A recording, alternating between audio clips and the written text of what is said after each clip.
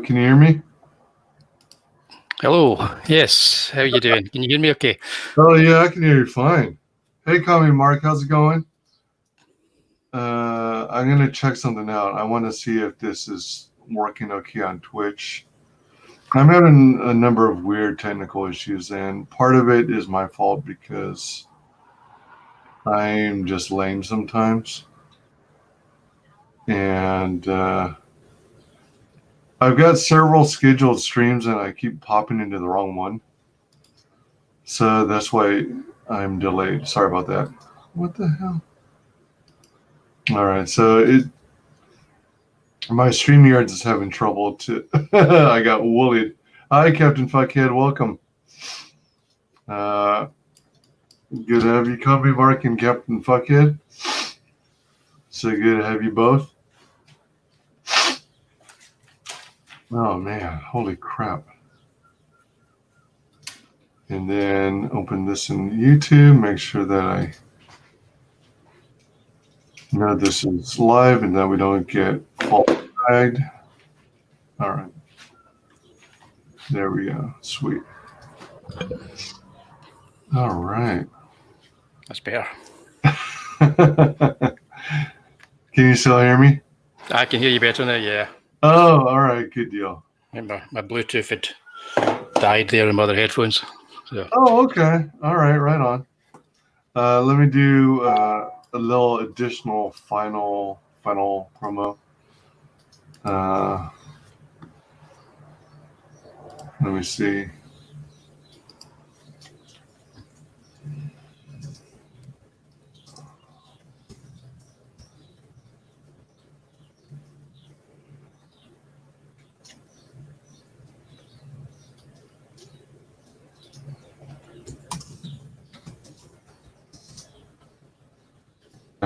That one. What's your day today?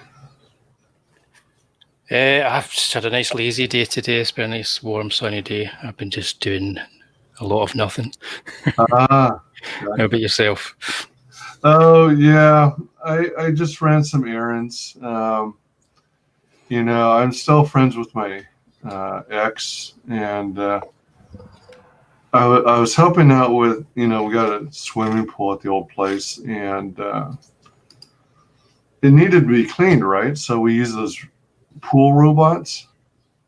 Right. But man, those things, when they gather up enough dirt and pebbles and stuff like that, if you're not constantly on top of it and keeping it clean, then the pebbles and dirt jam up and tear up the inside plastic gears, and it seizes the control. So the pool robot sort of resembles a tank. So it's got 3 wheels on each side, and it's got rubber treads. Right. And when it's working, it works pretty well. Yep. But when it gets jammed, then it's a hell of a pain, because it takes so much effort to clean it out, and to get access to some areas, you literally have to disassemble the stupid thing. All right. Yeah. Unscrewing a bunch of parts. So it's not very well designed in terms of user serviceability. Yeah. Which I don't like. And then so we go to one of those pool places to pick up a replacement, and this other one we were going to try that we wanted, turned out it was a return product that they put back on the shelves. So it's like, no, we don't want somebody's used garbage. So we figured, okay, I guess we're going to be stuck with the other model of robot we've been using the last few years. So we pull one of those down, and it looks like it's already been opened, like it's another return. Right. Then they pull down another one, and the most recent one looks like it's factory sealed. You know, it's got the tape over the tabs. And we go ahead and buy that one. The suckers are pretty expensive, pricier than I would, expect. But They're pricey. We go and buy the thing. We bring it home. I open it up, and the sucker's got dirt and gunk and twigs and everything in it already. So it's like it's used, but then they repackaged it, retaped it. Yeah. What the bloody hell? What the hell's going on? It's like everybody's returning stuff, and then they're putting it straight back on the shelves without refurbishing it, without cleaning them, without replacing parts. That's mental. Yeah. Yeah. It's insane. It's like, what the bloody hell? Yeah. What's going on here? Oh, man. Ridiculous. Headache. I was just checked. Did you'd backed AILSA Dark, hadn't you? I believe I did. Let me. Yeah. I was because I was wondering if you'd received it yet. You know. To be honest, I've been open. Yeah, I did back it. Yeah. Yours was the one that had that really pretty cover that had like a piece of foam or something over the front of it before it was bagged, if I remember. I did that for the the print. I put some stuff over that. Yeah, that was cool. Cool. I was like, dang, this is nice. I like the cover and everything. That was pretty trippy. Cool. I have lots of comic book, lots of ComicsGate books that I backed, but unfortunately, I haven't had the time to actually sit down and read them. You know. Yeah, no, it's it's a lot of reading. Yeah, that's for sure. Excuse me for just a sec.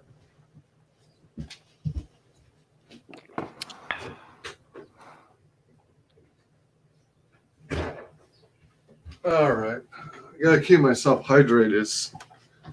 It's muggy, it's dry, it's like all that good stuff. Yeah. Hi, welcome, Forest Publishing. Good to have you. Oh, that's cool.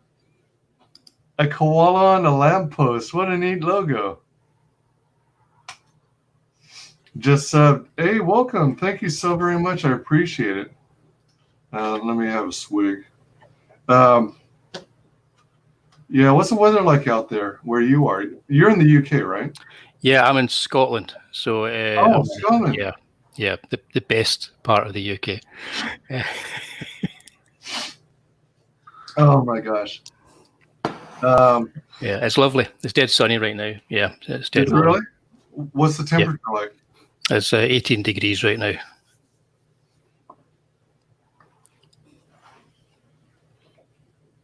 that vodka? Cool. Yeah, it's a nice day out right now. I can't complain. I prefer it over the cold and the rain. Yeah, that's what it's usually like here. It was usually cold and rainy here, and we get if we're lucky, we get a couple of weeks of nice sunny weather. Mm.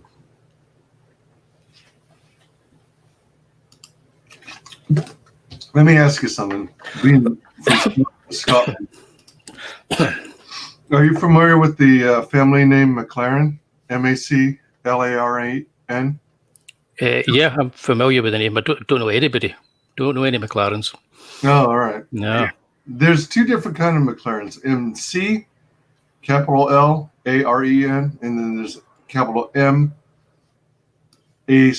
capital L-A-R-E-N. Yeah. The latter, which is M-A-C, capital L-A-R-E-N, is part of my, not blood, but part of, I've got family who are descendants of the McLarens. All right, so that's McLaren. Well, that's the ones that have the own the Formula One, isn't it? The MEC, or is that MC? I'm not certain. You know what? I think you're out of luck. I think it's MC that won the McLaren. I thought you might have had some connections there with them, but no, I think it's MC that won the McLaren. Oh, I think the MC one is the one associated with the automobile. That's the ones, yeah, I think so. Yeah, but it's like I always say, there's all roads lead back to Scotland. Everybody's connected in some way to Scotland. Yeah, it's pretty cool. I'm originally from California, and our family used to go to a festival called the Scottish Games, and that was always a blast.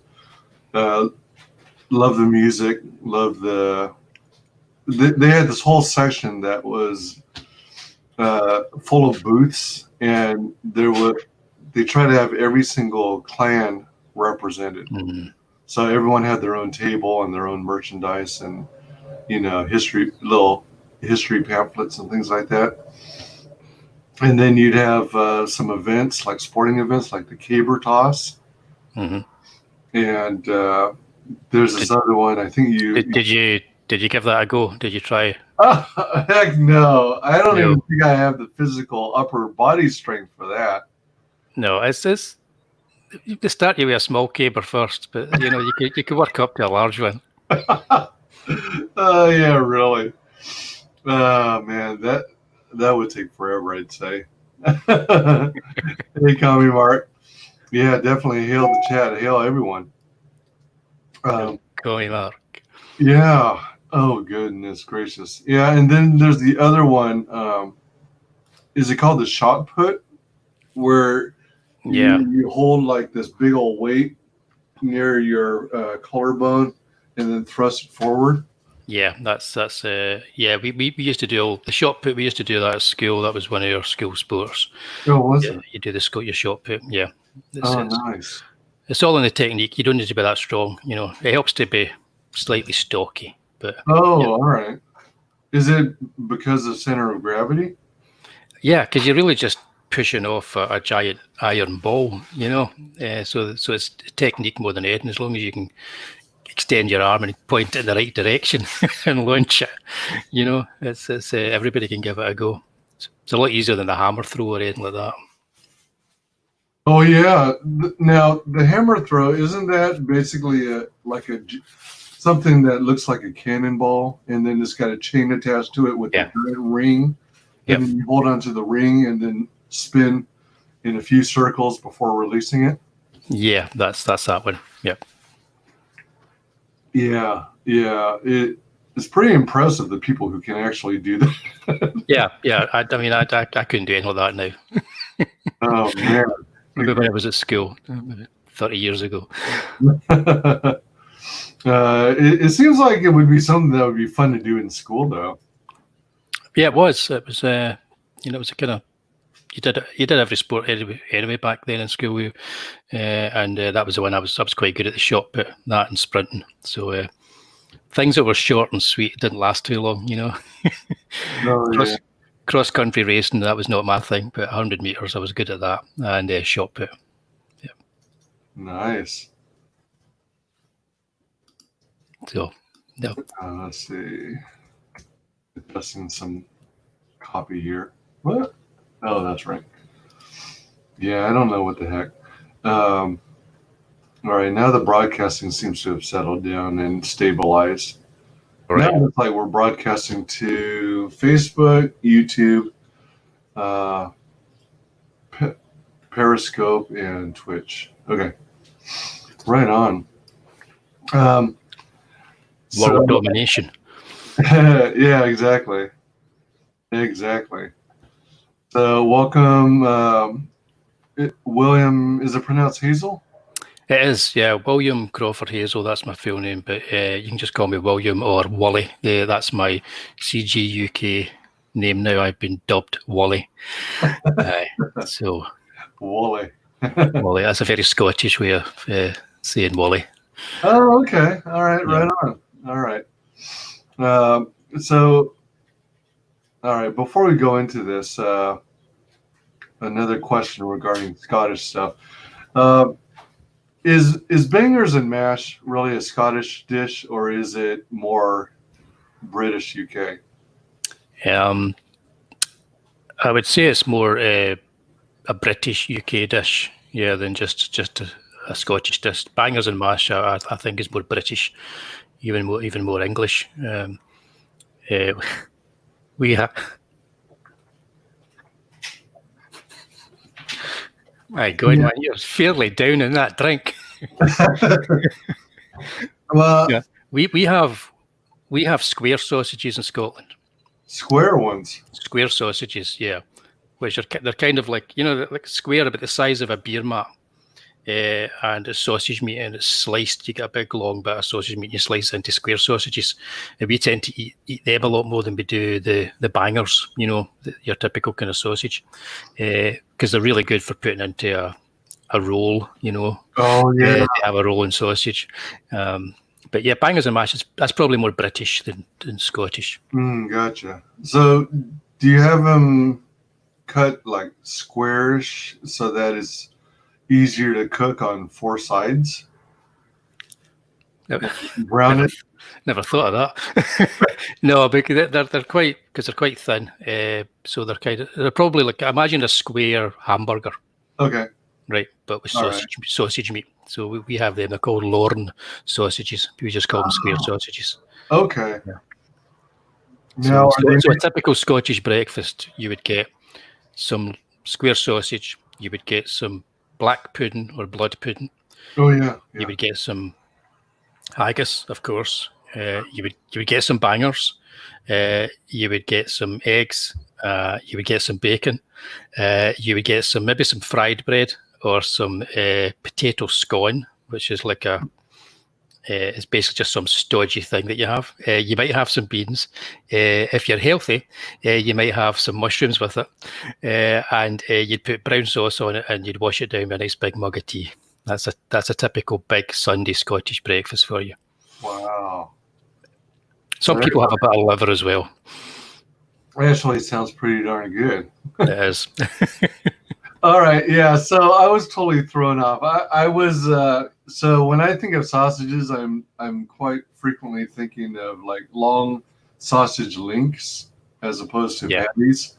Yeah. And like here in the States, we're often referring to sausage patties as like flat round things, like small hamburgers or what have you. I wasn't even thinking about the other way, having it in patty form. Yeah, so that makes sense. Yeah, and you can get either beef or steak.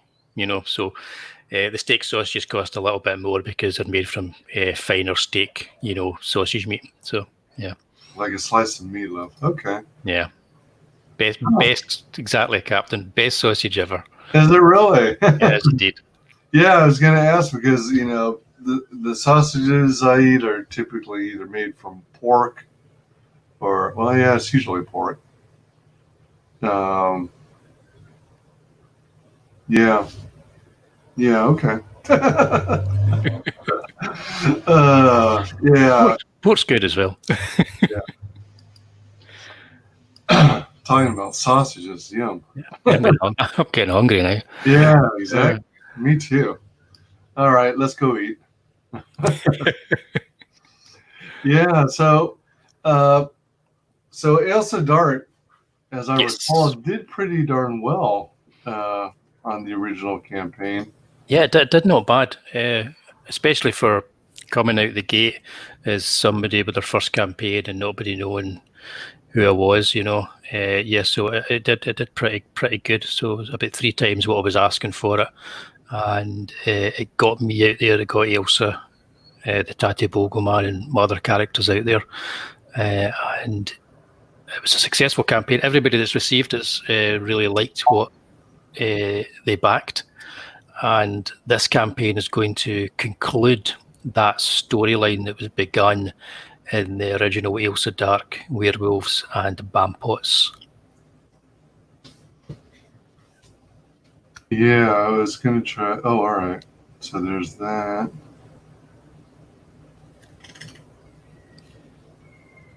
All right, so there's the one that was ended.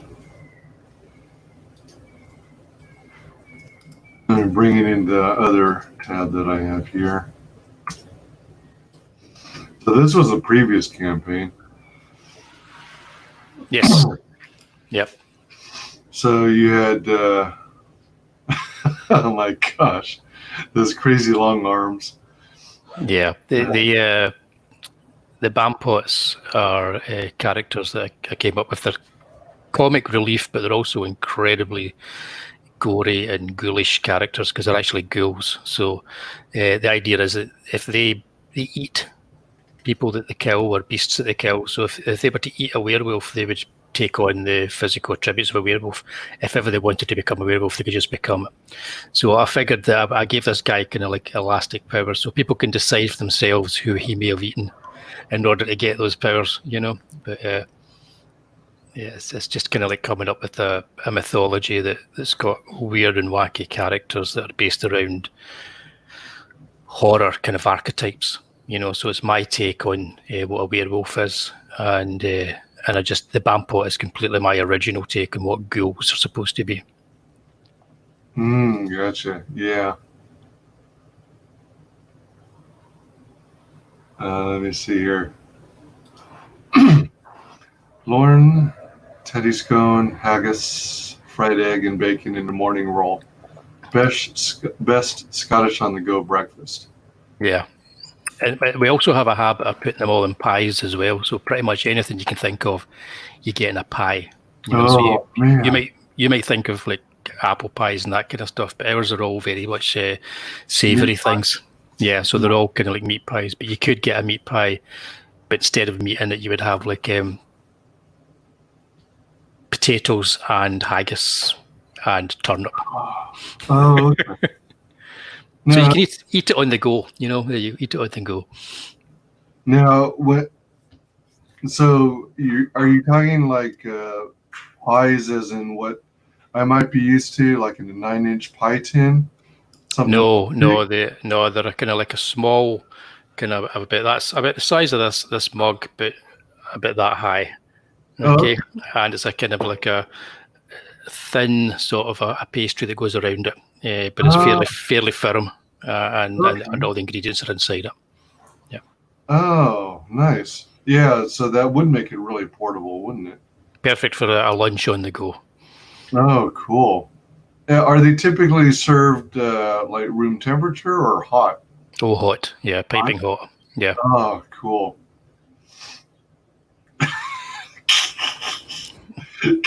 Connie Mark's got the best sausage. Yeah, thanks for tuning into the Sausage Hour. Hail sausage, yeah. Hail Sausage Fest. Chicken curry pie from Rugby Park. Best Scottish pie. Wow, chicken curry sounds good. Yeah. Yeah, we haven't come up with anything yet that we can't put in a pie. I bet. Isn't haggis blood? It's sheep's heart, liver, lungs, that kind of stuff, and it's all mixed up with onion and oatmeal, spices, and that's traditionally what it is. It used to be wrapped in a kind of like the stomach of the sheep as well, but we don't do that anymore for various reasons. But it's kind of like a blood pudding in the texture and the taste, and if you get a nice haggis, it's really, really, really tasty. You know, but like anything, just the bog standard ones you buy in the supermarket, most of them aren't very good. You really need to get a really nice haggis. If you like blood pudding or black pudding or that, you will love haggis. Yeah. Oh, okay. Interesting. Yeah, I might have tried it once or twice. I guess I'm kind of reluctant to try those kinds of things. If you're in Scotland and you go to like there's some restaurants you can go to that are really quite nice and established and get like a proper kind of like haggis meal. You'll get haggis and you'll get potatoes, some turnip, and you'll get a nice gravy made with whiskey. And that makes all the difference if you get a nice whiskey gravy on your haggis. A whiskey gravy? Yeah. They call it a sauce, you know, but it's just a gravy. I need to get a bigger mug. I feel inadequate with this wee mug. I need to go and get a big mug to compete with yours. The best haggis I've had was at Celtic Park. Was that before or after a few tenants? That's what I want to know. That's a local lager, tenants. The haggis I've always had it's always been a bit bitty. Has always been a bit bitty. It kind of is a bit bitty in nature. It's a bit bitty. Now, is bitty like bitter? I think he means... Oh, like minced meat with stones in. Right. No, I think somebody didn't like you and gave you that mark. I think that's what it was. Oh, okay. Yeah, that's a really bad haggis. Before Wooly.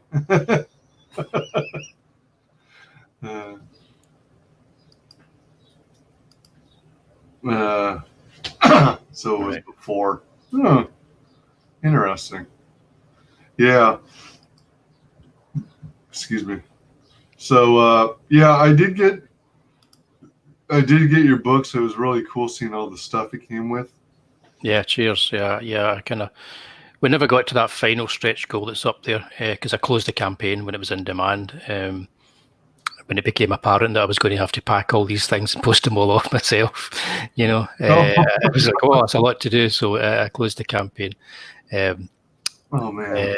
But yeah, because you got 2 issues of AILSA Dark, so that's 2 36-page comics, A4, which is a large format, and you get the Tatty Bogleman 3D comic, which people have really liked, and the various prints that I did. So with the new campaign, anybody who didn't back or missed out on the first campaign will get the first 2 issues and the Tatty Bogleman included, so they can add them on in that campaign. So nobody's missing out. Nice. I thought it was a cool addition to do the 3D thing. That's a blast from the past. Yeah. I wanted it to be as cool and modern looking as I could make it, but still have an awful retro kind of like old feel to it.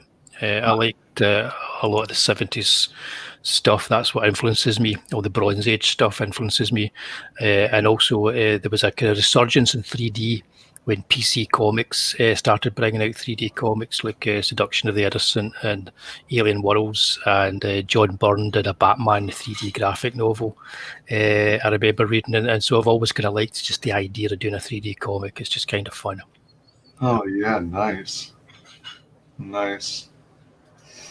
Excuse me. Yeah, that. Oh wow. Yeah, that's AILSA Dark and the Tatty Bogleman. Yeah, based on MC Escher's work, right, in the background. Yeah, MC Escher's sort of like idea. The idea is there's a place which is like the dreamscape, and when people are asleep, they can enter the dreamscape, and they might think they're having a nightmare, but it's real.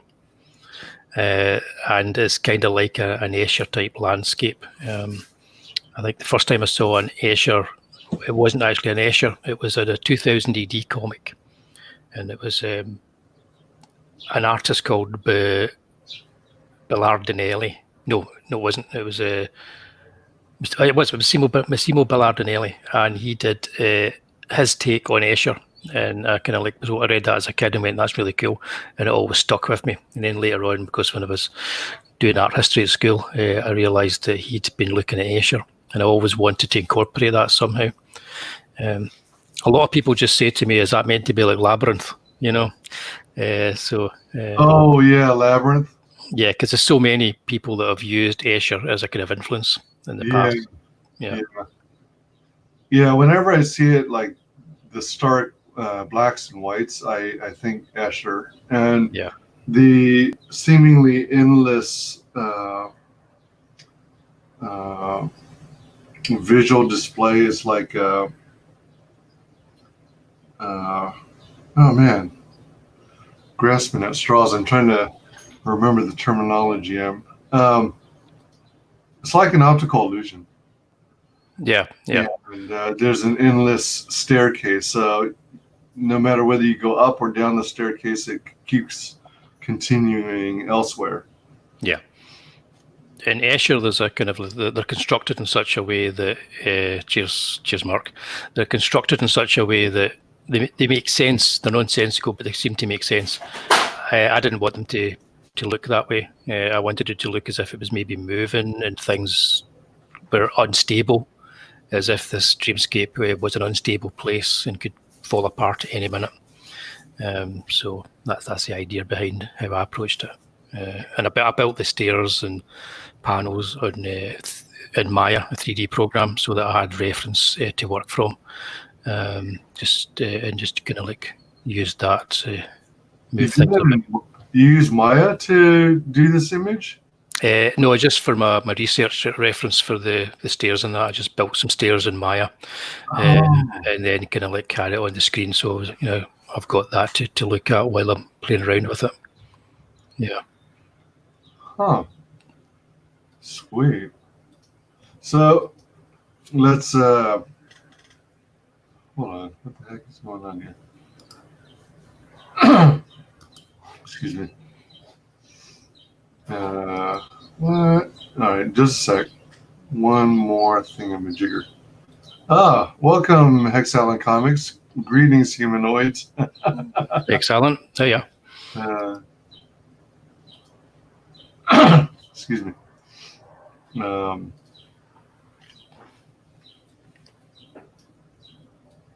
Oh, I see what I did. That's bizarre. Oh my gosh, what the? What's happening? Oh no, it's all my end. It's like, what the bloody heck? Just when I think I've got things going where I want it, then I screwed something else up.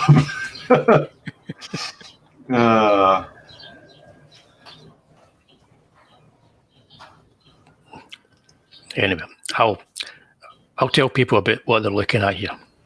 Right, what you guys are looking at hanging down for the top of the screen is a Tatty Bogo Man, and the Tatty Bogo Man is essentially my alter ego in the comics, and that he can do is say absolutely everything and anything that I could never do in real life, because he's a mad god. That's basically what he is. He's incredibly powerful, and he can do whatever he wants, and he's completely off his head. So I designed this character a few years ago. I will just grab a couple of comics to show you.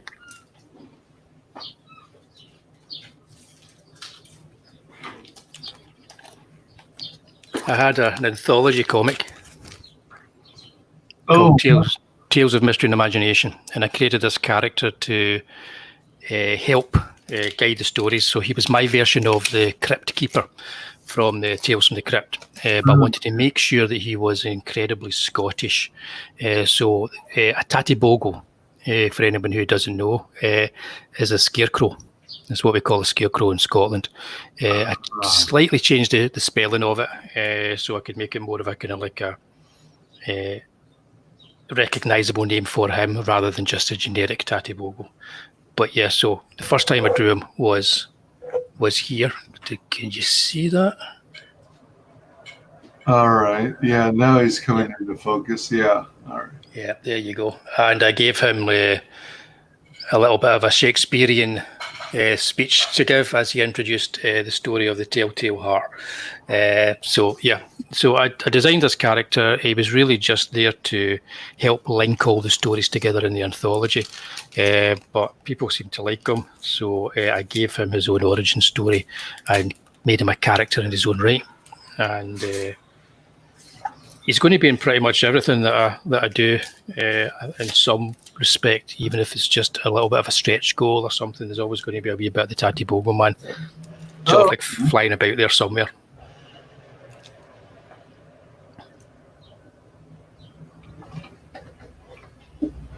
So I have like a common thread through all your different stories. Yeah, he's there. He's gonna, even if I say things, and I've got what is my universe. I think it's the captain who called it the Dark Verse. I'll go with that. So I've got this kind of suite of characters and things I want to work with. So we've already got AILSA Dark out there with the first 2 issues. When the conclusion is done, that will give you a complete story of werewolves and bampots. And anybody who's read it will see how it's constructed in such a way that it gets progressively crazier and weirder as it goes on. And the third issue, which I'm currently rejigging and rewriting and working with, is just going to be mental. It's going to be bonkers, but in a really good way. And when that's done, that'll be one entire book of AILSA Dark done. I've already got the Tatty Bogeyman origin out there, so I want to do more with him. But as to what format I'm going to use for him, I'm not too sure. So the next thing up is the conclusion here and a graphic novel that I've written with a character who is in AILSA Dark.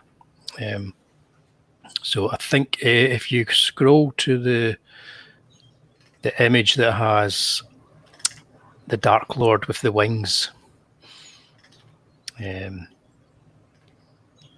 a lot of images. I kept adding them as the campaign was going on. We'll get to see a character called Logos, who is a banter demon. And a banter demon has all his powers to do with speech. So in AILSA Dark, he's there because he can. Yes, here you go. The little chappie down there at the bottom, who's scroll just a teeny bit. Yes, that's your man. Him there. He's getting his own graphic novel, and that'll be up after the next AILSA Dark conclusion. It's already written, and he's going to be spun off in his own kind of universe. So it's connected to the AILSA Dark. We know that they know each other, but it's an entirely separate thing with a separate kind of feel, and it should evoke different senses in people when they read it. And I'm working with a really talented guy called Tony Sizzle. I don't know if anybody follows him on Twitter or any of the other social medias out there. He's going to be the artist on it. He's got the script, and so I'm going to be busy. So we've got this final AILSA Dark issue that I'm working on, and that's going to be coming together too. So the whole Dark verse is going to expand quite quickly.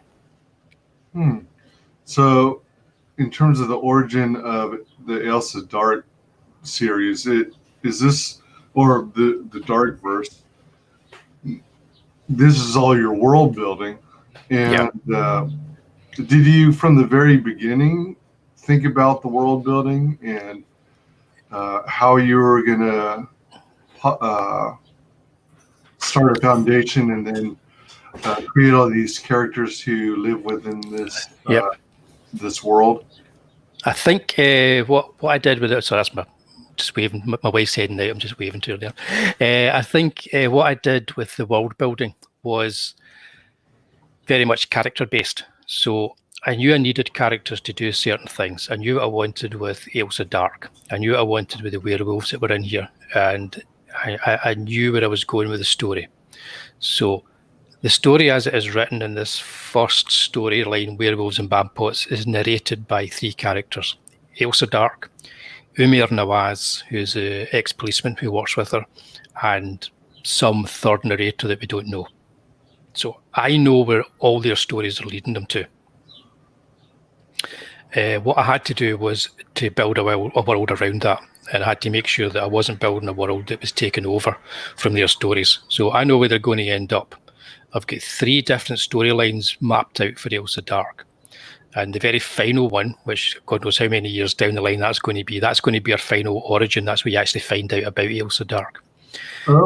So this first story, which is 3 issues, they make Werewolves and Bampots, introduce you to her. They raise some questions about her, and they let you know about her supporting cast. And then I'm already, as I've said, spinning characters off from that. So with Logos, he's kind of like a character that I like, so he's getting spun off.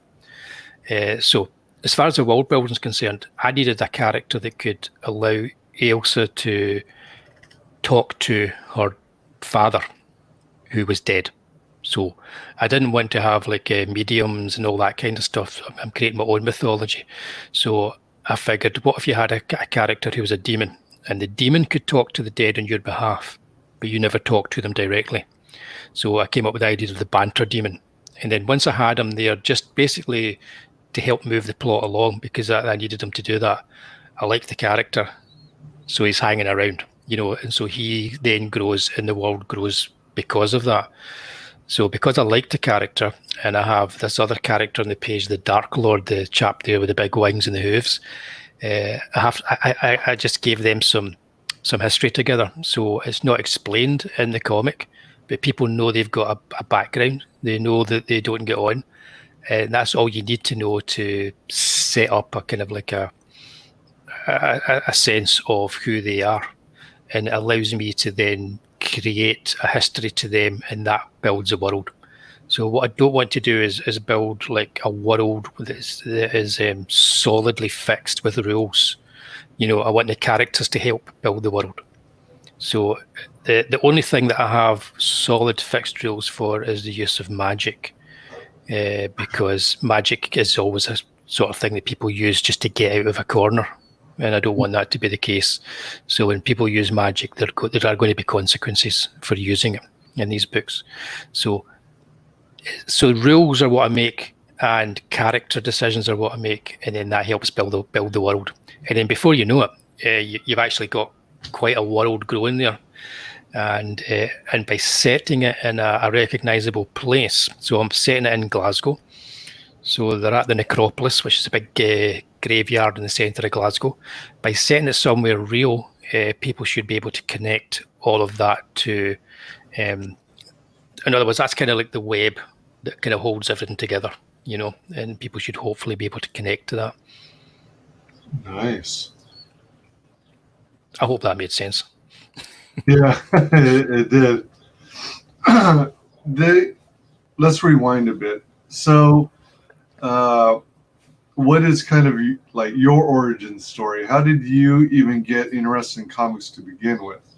Right. Well, I think it's just because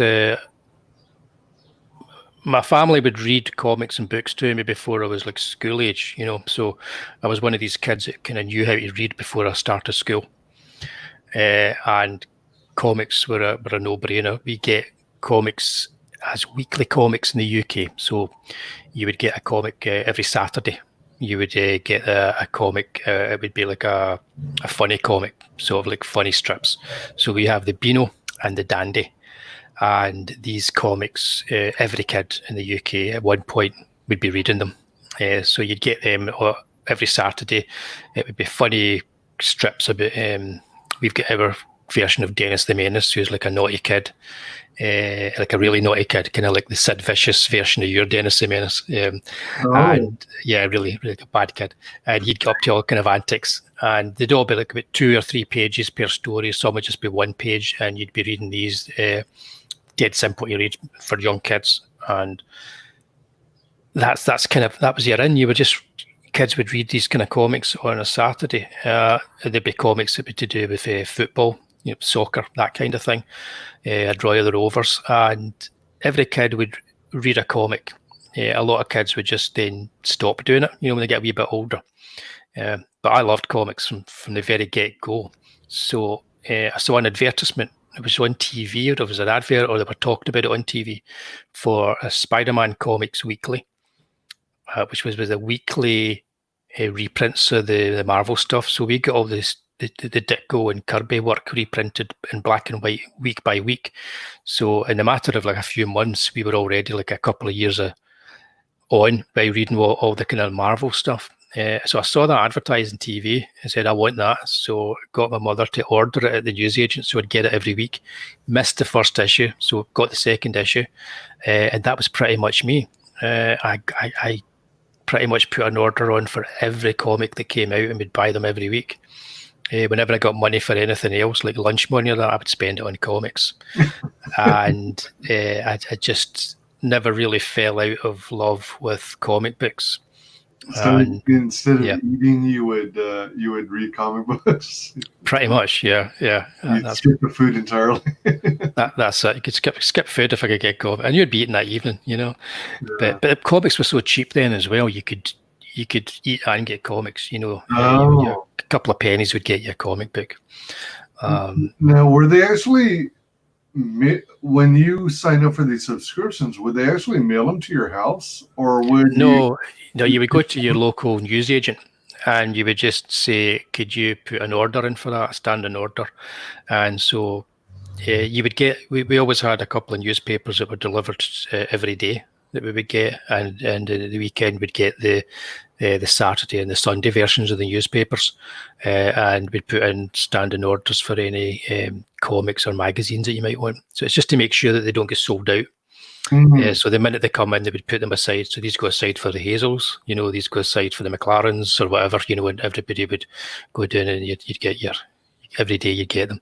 Usually, some people get them delivered, but we would just go down and buy them in the morning on the way to school or work, All right, so it's sort of like setting up pick lists, that comic book shop. It sort of was. So it was kind of like before there was even comics and shops in the UK, or we even knew about them. That's what we were doing. And our particular newsagent, he would get in consignments of American comic books, just like big batches of American comic books. You wouldn't know what was going to be there. Oh, wow. And he would keep them aside until certain kids came in, like myself and my friends. He knew we would want first go, so we were in there every day anyway, buying something, buying toffee or something. And he would say, "New comics, great," and we would sit at the desk and we'd go through these comics and we'd go, "Oh, that was good, Batman, and I'm having that." And we would decide we're having all these, and then he'd tot them up and say, "Well, I can give you them for this." Okay, and we'd buy them. So we'd buy, like, say we'd buy Captain America's in the 70s. I'd buy like a 4-part story. I'd buy part 1 and part 3, never get part 2 and part 4. Oh. Because it was the distribution wasn't there. Didn't bother you because you could always catch up, because the comics were written in such a way that you always knew what was happening from issue to issue. So yeah, we didn't really differentiate between Marvel, DC, or even Charlton. We get the Charlton comics in as well, because that was around about that time in the early 70s, and you tended to gravitate more towards, or at least I would gravitate towards the artists. So I would see Steve Ditko doing these great covers in Charlton comics, and I'd know him from Spider-Man. So of course I'm going to buy them as well, because Steve Ditko's drawing them. And you'd have Jack Kirby's American work coming. You'd be looking at these great covers, and you'd be looking at the British reprints, which are from the 60s, and you see the difference in the art style as it's changed over years. So we were kind of, as kids, seeing all this at the one time. We were seeing like the early Marvel comics and the later Marvel comics of the 70s at the same time, and kind of compare and contrast them, and we'd sit and we'd talk about them and swap them, all that kind of stuff. Yeah, it was kind of like was to give you an idea, because Cap will know this. Another thing we did as kids was we would have like kind of like stickers for albums. What you would do is every week you would buy these stickers, like bubblegum cards, and you would stick the stickers down the albums. And we do that for football. Every year you would get like an album of football players, and then you'd buy the bubblegum and stickers every so often, and you'd stick the stickers down and you'd swap them with each other, until you'd fill this album with all the football players and that kind of thing. So you'd have the same thing there for American football and that kind of thing. So every kid did that. But that kind of obsessive nature because you kind of grow to have a kind of obsessive nature where you start doing that. You're like, I must have this card. Yeah. It was me and a couple of my friends. We kind of got that way with comics as well, So it was kind of like this obsessive nature with buying these comics. And I had all the Neil Adams run on X-Men, Sora and all that kind of stuff. The first appearance of the Punisher. I had all these great comics that I'd been getting. And then I came home from work one day and my grandmother had thrown them all out. in a clean-up. Yeah, I'd thrown them all out. And the bin had already been taken away. So yeah, I know. So I just started again. So it's like that obsessive nature, here we go, right? So but I'm going to have to hide them from now on because my grandmother doesn't realise what they are. Put it in the lock and key. Exactly. Yeah, I remember when I was younger. Now that you mention it, that they had these books. I think there might have been a couple versions, like a Star Wars one, where it had all these sections in this book where you match up the sticker that you're needing, and then I think there was also superhero ones like Marvel characters. Yeah, we got the stickers, but we never had the book. It was weird, you know. We used to get these stickers, we'd just put them on our jotters at school, that kind of thing, our books at school, and get told off for it. Yeah. Yeah. Those were fun to collect. Those were definitely. But, yeah, I hear you when you're talking about it becoming like an obsessive nature, because you don't want to be the one who has an incomplete set and that blank space staring at you. Yeah, so I kind of gave up following the football or the soccer, but I stuck with the comics. So yeah. Yeah, for sure. I think my obsessions were, as a child, my obsessions were comic books and Planet of the Apes. That was pretty much it. Oh, really? Planet of the Apes. Yeah, because the early 70s, they were showing all the Planet of the Apes films on the TV, and they were showing them in our local. We had a local cinema that all the kids would go to on a Saturday. They would show double bills of Planet of the Apes films there as well. Oh, so we were. They also had the Mego toys out too. So the Mego. Yeah, so that was like our Star Wars before Star Wars. It was Planet of the Apes. Yeah. Oh yeah. And so Marvel, of course, had the comic book of that too. So that was great. Yeah. So those are my main kind of obsessions: comic books and Planet of the Apes. Nice. How did you? Are you self-taught, or did you go to school, formal schooling, to learn how to draw?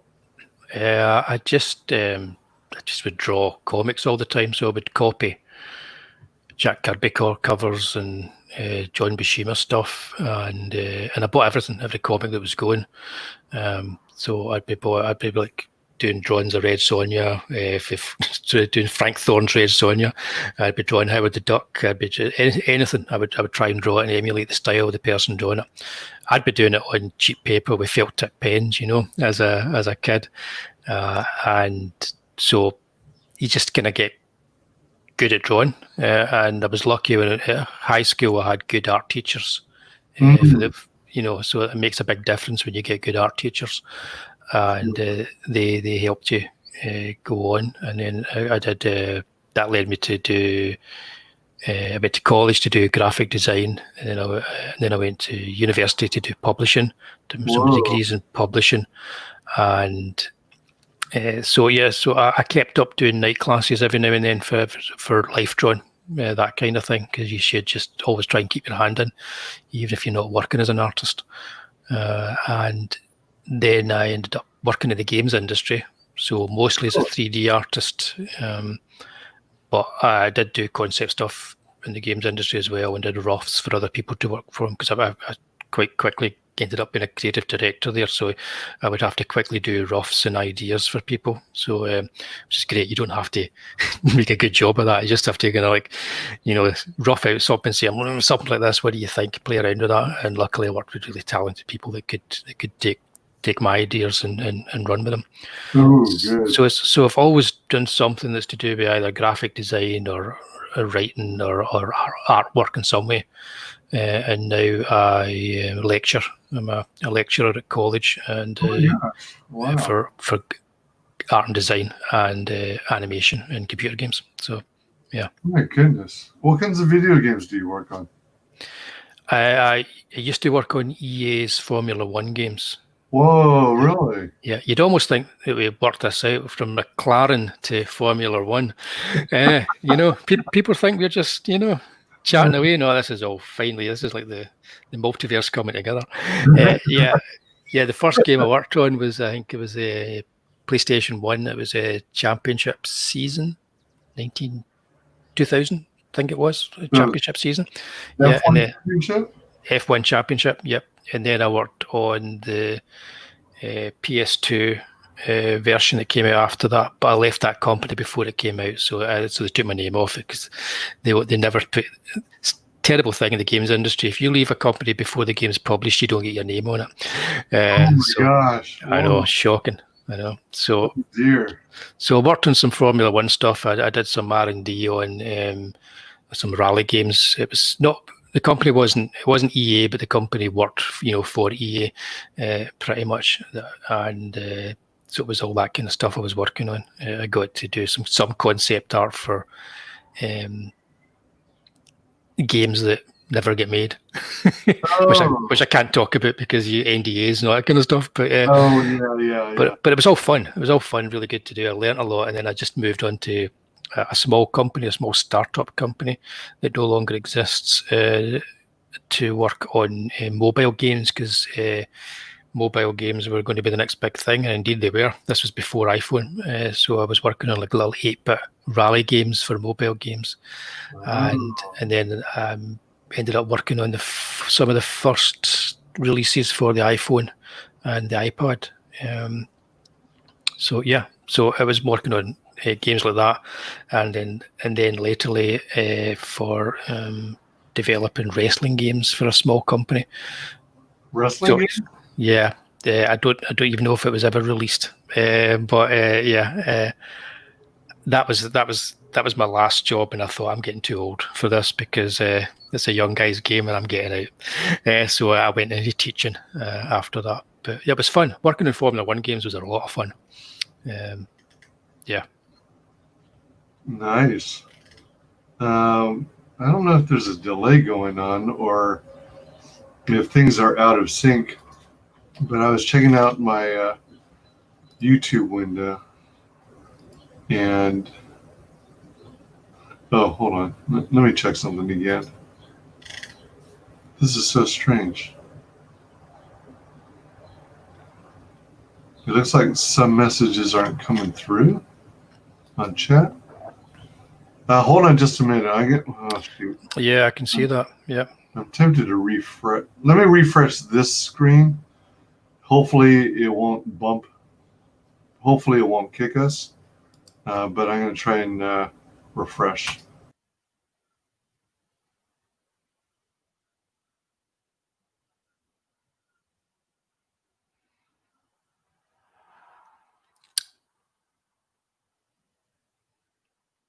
Right. Should I do a magic trick, or do you want a song? Neither. Okay.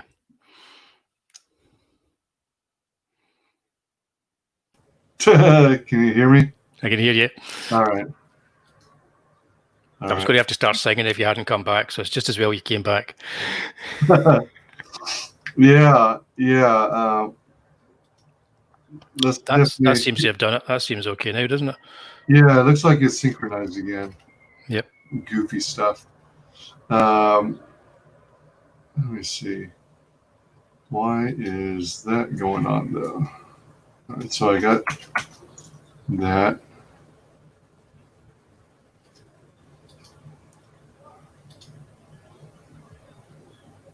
Oh, there he goes. All right. Yeah, so we definitely need to hear some Scottish singing. Yeah. Next time. Sounds like a plan.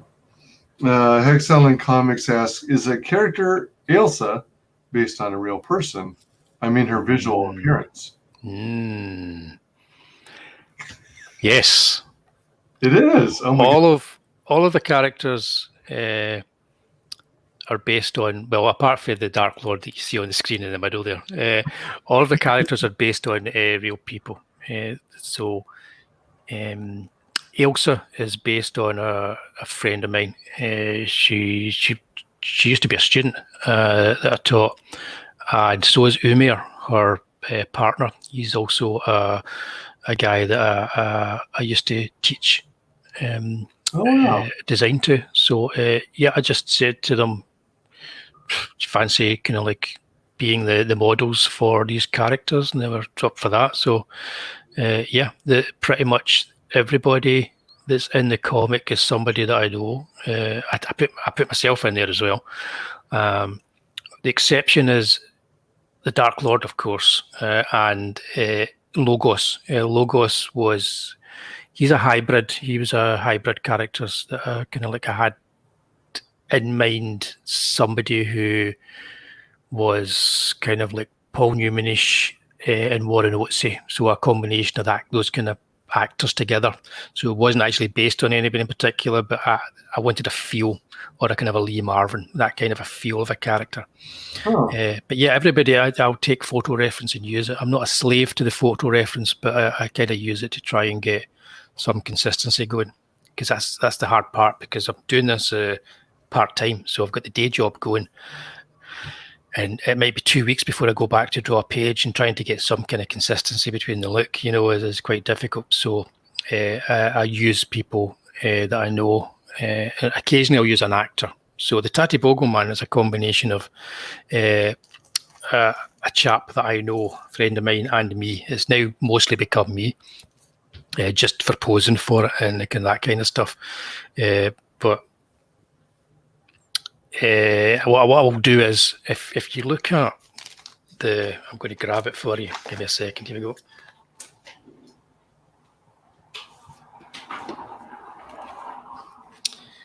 If you look at it, I'll go to the 2D version here so that everybody can see it.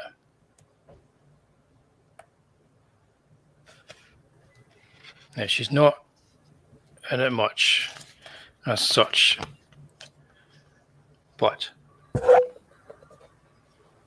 if you look at, now this is it's not as easy as it looks. If you look at Sarah, Eunan's wife, she does look remarkably similar to Ailsa Dark. A bit softer than Ailsa Dark, who's got a bit harder look, but it's the same model, so it's the same girl. So the first thing that I worked on with her was on Tatty Bogleman, and she then became Ailsa Dark. Oh, wow. So everybody in WyzGyz, look at this. Lovely. This chap here is somebody that I know. Oh. Right. He is, however, about 20 years old, and I've made him about 50 in that. But yeah, so I like to kind of cast them and try and find the right kind of faces for them. Occasionally I'll cast somebody that's not famous, but that fans of cult movies might recognize. So for Madame Maliva, who you can see here, I cast an actress called Jacqueline Pierce, who was in a Hammer movie called The Reptile. And I thought, if I was making this as a Hammer horror movie, she'd be perfect for this role. So, of course, you just draw that character in as the character. So she becomes the kind of like your template for drawing that character. It's something that Bronze Age comics did a lot. If you look at, especially there was a comic master of Kung Fu, Paul Gulacy, did the artwork for that, and he would always have photo references. So I'm sitting there as a kid and I'm reading this fantastic comic, and obviously Shang-Chi's meant to be like Bruce Lee. You would even see some of the poses were outright ripped off from Bruce Lee poses. You'd be reading that and you'd go, hang on a minute, Groucho Marx is in this comic, you'd be like, right. And so you start recognizing that you're using this photo reference to bring other people, actors that are kind of in the zeitgeist, because there was a resurgence of people watching the Marx Brothers movies in the early 70s. It was a big thing at universities in the late night TV. And so he pops up as a character in Master of Kung Fu, that kind of thing. So I just always loved that. And also the Vampirella stories, the artists that worked on those, like Rudy Nebres and Gonzalez, they would do these fantastic drawings of Vampirella, and it was so obvious that they were using models and photo reference, because they were just these really gorgeous illustrations that they were doing. Oftentimes, one illustration on a page was far more detailed than the rest of the actual strip. Yeah. But they just stuck with me, and I wanted Ailsa Dark to feel a wee bit like that. And so that's why I use the photo reference, because it lets you do that. Every now and then I can just say, you know what, I'm just going to do a big, fantastic double page spread, lots of detail, with like a really, really well-defined kind of character in the center of it, to try and get the feel that they had in their comics. But the short answer is yes, she's based on someone. Yeah, Exile in Comics was guessing maybe Liz Taylor. Well, yeah, I suppose a young Liz Taylor, and I know the lassie that I used as reference for Also Dark. She has that kind of attractive sort of like look, old kind of like Hollywood kind of look about her. You know, she can be made up that way quite easily. Right. So it's very specific kind of features that I wanted for Also Dark. So when you enlisted the help of former students, did you like hire them for a day and then just take a lot of photos of them in different poses? Pretty much. Well, actually, I used to have a business that was Terrier Studios, and I changed that now, so it's now defunct, because I would develop prototypes for computer games companies. I was keeping my hand in on that while I was teaching. Oh. But, so a lot of the students would do bits and bobs for me there. And in this case, I just asked them as a favour, these two particular students, if they wouldn't mind, you know. Who's going to say no? You're going to be in a comic, you know, and you're going to get the comics, and yeah. So I'm just lucky they didn't say no. Yeah, for sure. They must be pretty pleased to see their likeness. Yeah, I think so. I mean, I've seen her and given her some copies, and she's happy. I've still to see the chap that I did for Umar Nawaz and get some copies to him, but I'm sure he saw them before it was actually printed. Oh, okay. Yeah, because I did do a copy that was sold at conventions in Scotland before I did the Indiegogo. Oh, wow. Which is slightly different. It's got a slightly different cover. It's the artwork inside has been worked on a bit more and been more embellished since I did the campaign. But I did this original one. I sold it at a convention, and then decided to crowdfund the second issue. And when I started working the second issue, it was better looking in many respects than some of the work I did in the first issue. So I went back and kind of remastered the first issue. So it was already out there. So I would have been doing this and selling it in the UK at conventions. Thankfully, I didn't just go that route, because this year there are no conventions. There's nowhere to go and sell the comics. I should have been at Glasgow last weekend at the convention selling AILSA Dark 1 and 2 and the Tatty Bogleman there. But that didn't happen because, of course, the current situation. So hopefully next year that this campaign's done, I'll also be back to doing conventions and selling the comics there, because there isn't a complete crossover. There's people that come and see me at conventions who will buy my comics. You'll chat with them, you get to know them, they get to know you, and they like your work, but they have no idea about coming online and crowdfunding. They're not interested in it, you know. They love coming to the conventions and buying the stuff there. Sure. So I don't want to lose out on that. So hopefully next year we'll get back into a little bit of that again. Was it just coincidental that you stopped going to the conventions, or was it solely based on the fact that due to the social distancing and the closures of the cancellation of the conventions that you I'd already paid and it was ready to go to conventions, but they were just all cancelled. Right. So so there's one of them that I know that I'll go to next year when they reschedule it. I'm not too sure about the other ones. So the idea was to just go to some of the bigger ones in Scotland and the UK, and I had it all planned out, but it didn't really work out that way. But that just gives me more time to sit at home and work on the next issue of AILSA Dark. True. Yeah. Are comic book conventions pretty popular in Scotland and UK? Yeah, they're pretty much. Yeah, they're kind of like a combination of comic book conventions, film memorabilia, all that kind of stuff. You know, I think it's maybe the same there as well. So comic book alleys, sort of like they're good. It's where you get a lot of the small press and indie creators with their stuff. You know, you can get some interesting stuff there. But other than that, it's all pops and all the usual kind of like stuff you could probably buy if you went to a store. You know. That's what a lot of our conventions have turned into as well. Funko Pops, action figures. I'm just going to answer Hex Allen here. No, the last image, that was in the same model. But what I do when I use a model as a reference, I maybe don't do them exactly as they look. So for the last black and white image I showed from that comic book, I wanted a far more softer kind of character. So I made her seem kind of like a bit more kind of like accessible and airy. That makes sense. Whereas when I do her as AILSA Dark, I make her look a little bit more harsh, a bit harder than she actually looks in real life. You know, so she's the base for the design of the character. So yeah, so it was the same model used for both of them. But yeah, that first one probably was a bit more kind of like a bit softer, so a bit more like a young Liz Taylor. Hope that answers the question. Would you mind showing us that last image once more? The black and white one. Here we go. I'm trying to do this without strangling myself on my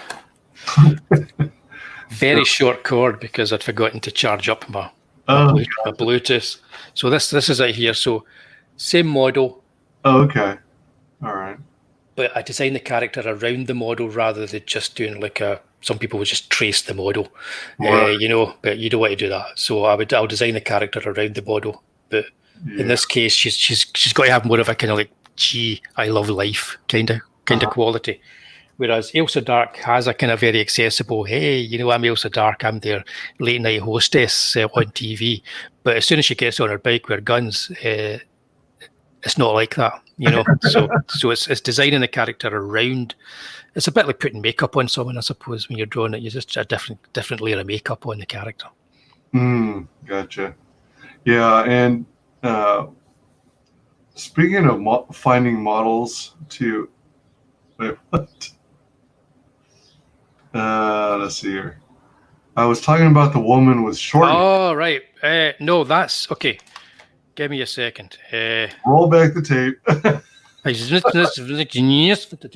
Yeah, no. Right. Okay. Yeah, you're talking about Jacqueline Pierce, right?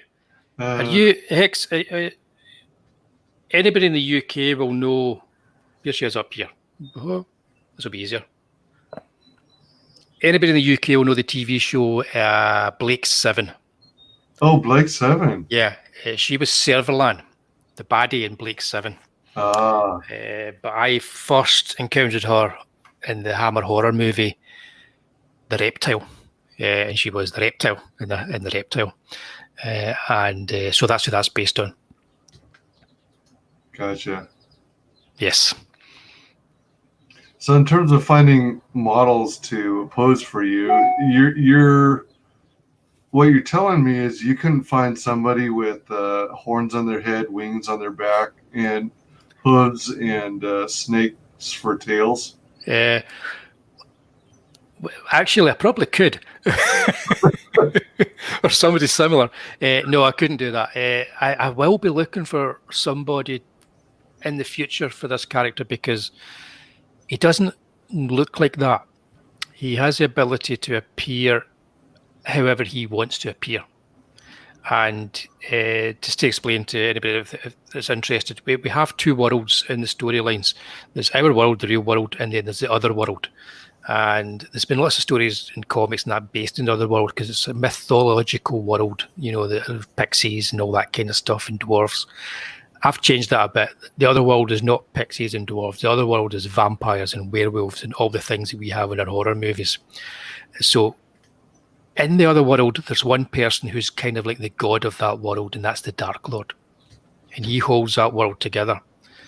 And legend would have you believe that if he didn't exist and do what he does, then everything would fall apart. So in other words, it's better having the Dark Lord than not having him. So in a way, it's better having the devil than not having the devil, right? Which is not a good place to be.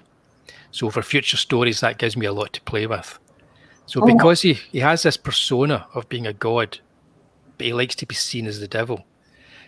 And that's only when he comes to our world, because he knows that if he was to make himself visible to anybody in our world, it would pretty much put the frighteners up them. They would be seeing the manifestation of what we would imagine the devil to be. So that's why he does that. He's kind of got a wicked sense of humor. Okay, that's it. That's all it is. So that's why he looks like that. But he doesn't really look like that. Nobody knows what he really looks like. He can appear. He can appear however he wants to appear, and he can also manifest himself in different time zones whenever he wants. He could be in 3 different time zones at the same time. doing 3 different things. And Yeah. that's how powerful he is. Wow. Yeah. So that's kind of like but I will be looking for somebody, because you can have a character as powerful with that, and I think I've done a decent job in giving him a sense of humor and something about a character about him, so people can understand what he is. He's a very unstable but clever character.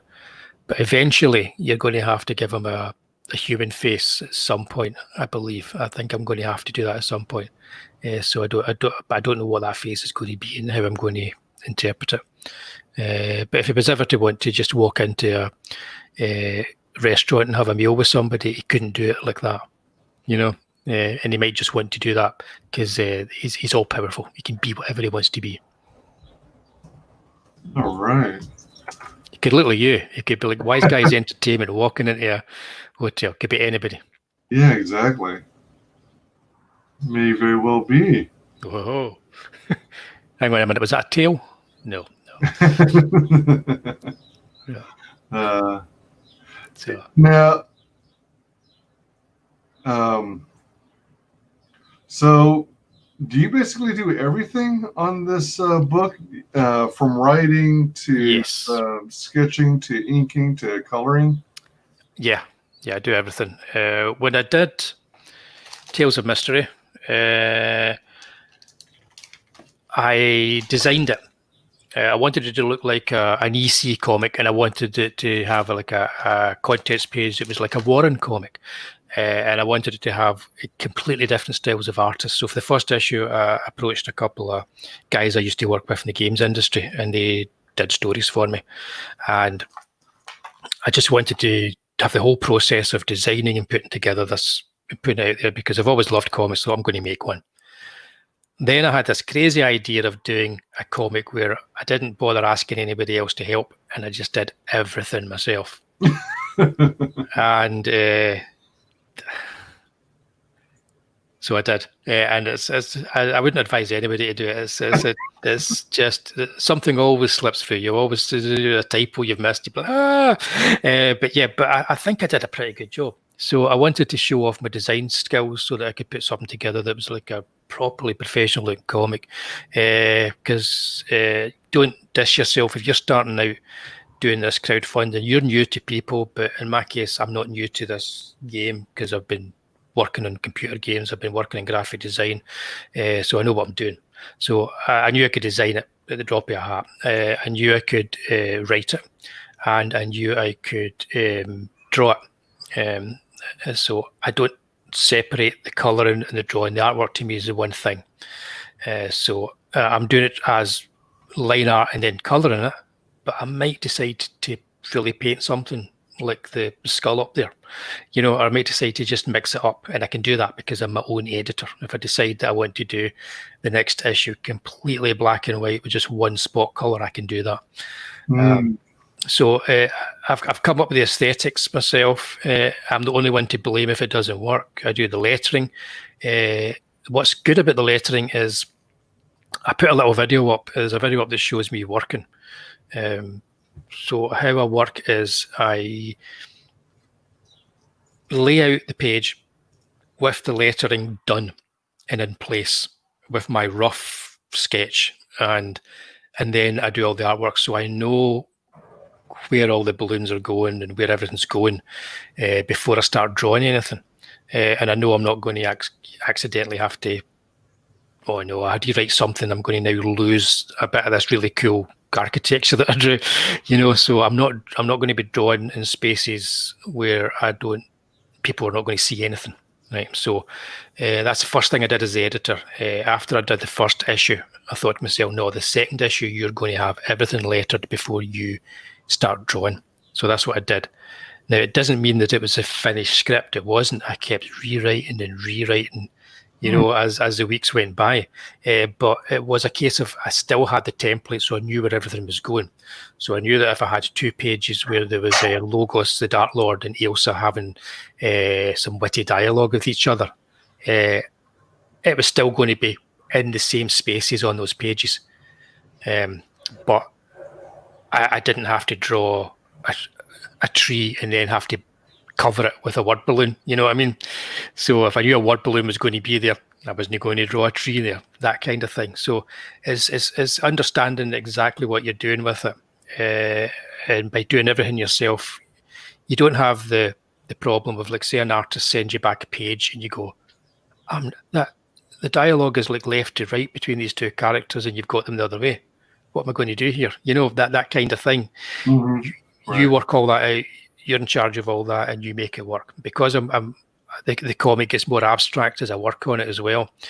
With the 3 narrators, it's actually very complex to work out and to make work. So I kind of had to do it myself. I decided I was going to do something that was incredibly complex to give myself a challenge and do everything.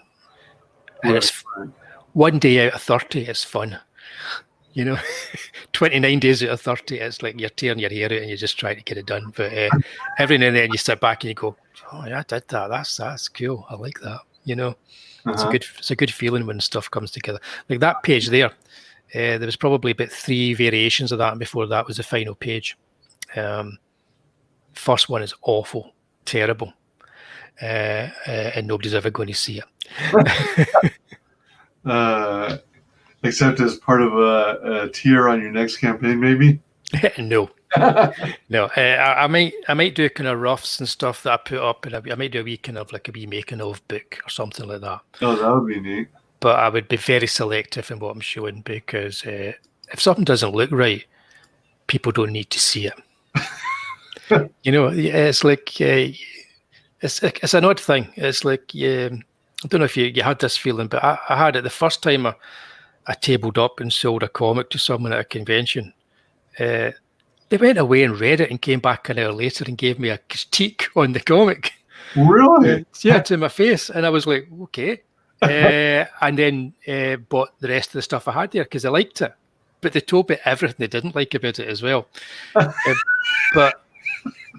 And this was like one of my first experiences at a convention. But what was good about it was some of the stuff they loved was the stuff I took for granted. Oh. You know, and it was, so you can't second guess what other people are going to do. Yeah. So do what you think is going to be good and do what's going to give you satisfaction. And somebody's going to like it. And that's what I realized that off the bat. So I went, okay, so some people were loving this and for different reasons. And you can't please everybody with what you do with everything, but they're going to latch on to something. So that's my approach to it. But nobody's seeing the early stuff if I don't want them to. No. That's an interesting perspective. Yeah. And that must have been an experience, having someone actually buy your book, go read it, and during the same convention come back with that was speak on the entire book. It was indeed the whole thing was an experience. It was a very odd bunch of clientele at that particular convention, but it was good. It was good. It was especially good because she bought the rest of the stuff there, you know. But yeah, she's not the only one to do that. I've had people go and read it when they're having a sandwich, you know, because they're there all day, and then come back and say, "Oh, I read it," and then have a discussion about the story, which is great. Yeah, that's pretty neat. Yeah. Yeah. I am of the type, you know, when you if you pick up movies that are on DVD or Blu-ray, that one of the drawing points to, you know, actually owning the movie is you can watch it whenever you want, but also possibly just as important is bonus features. And one of the things I like is behind the scenes kind of work, behind the scenes coverage, movies, clips. And then a lot of videos also include things like deleted scenes, things that they didn't put out in the production release in the theaters. So, you know, things that you don't intend to see the light of day are probably things that I'd probably be interested in. I know. Yeah, it's one of those things. There is stuff up that people find. So I've got the. It's not here. I don't think I've got it to hand. Give me 1 second. I might.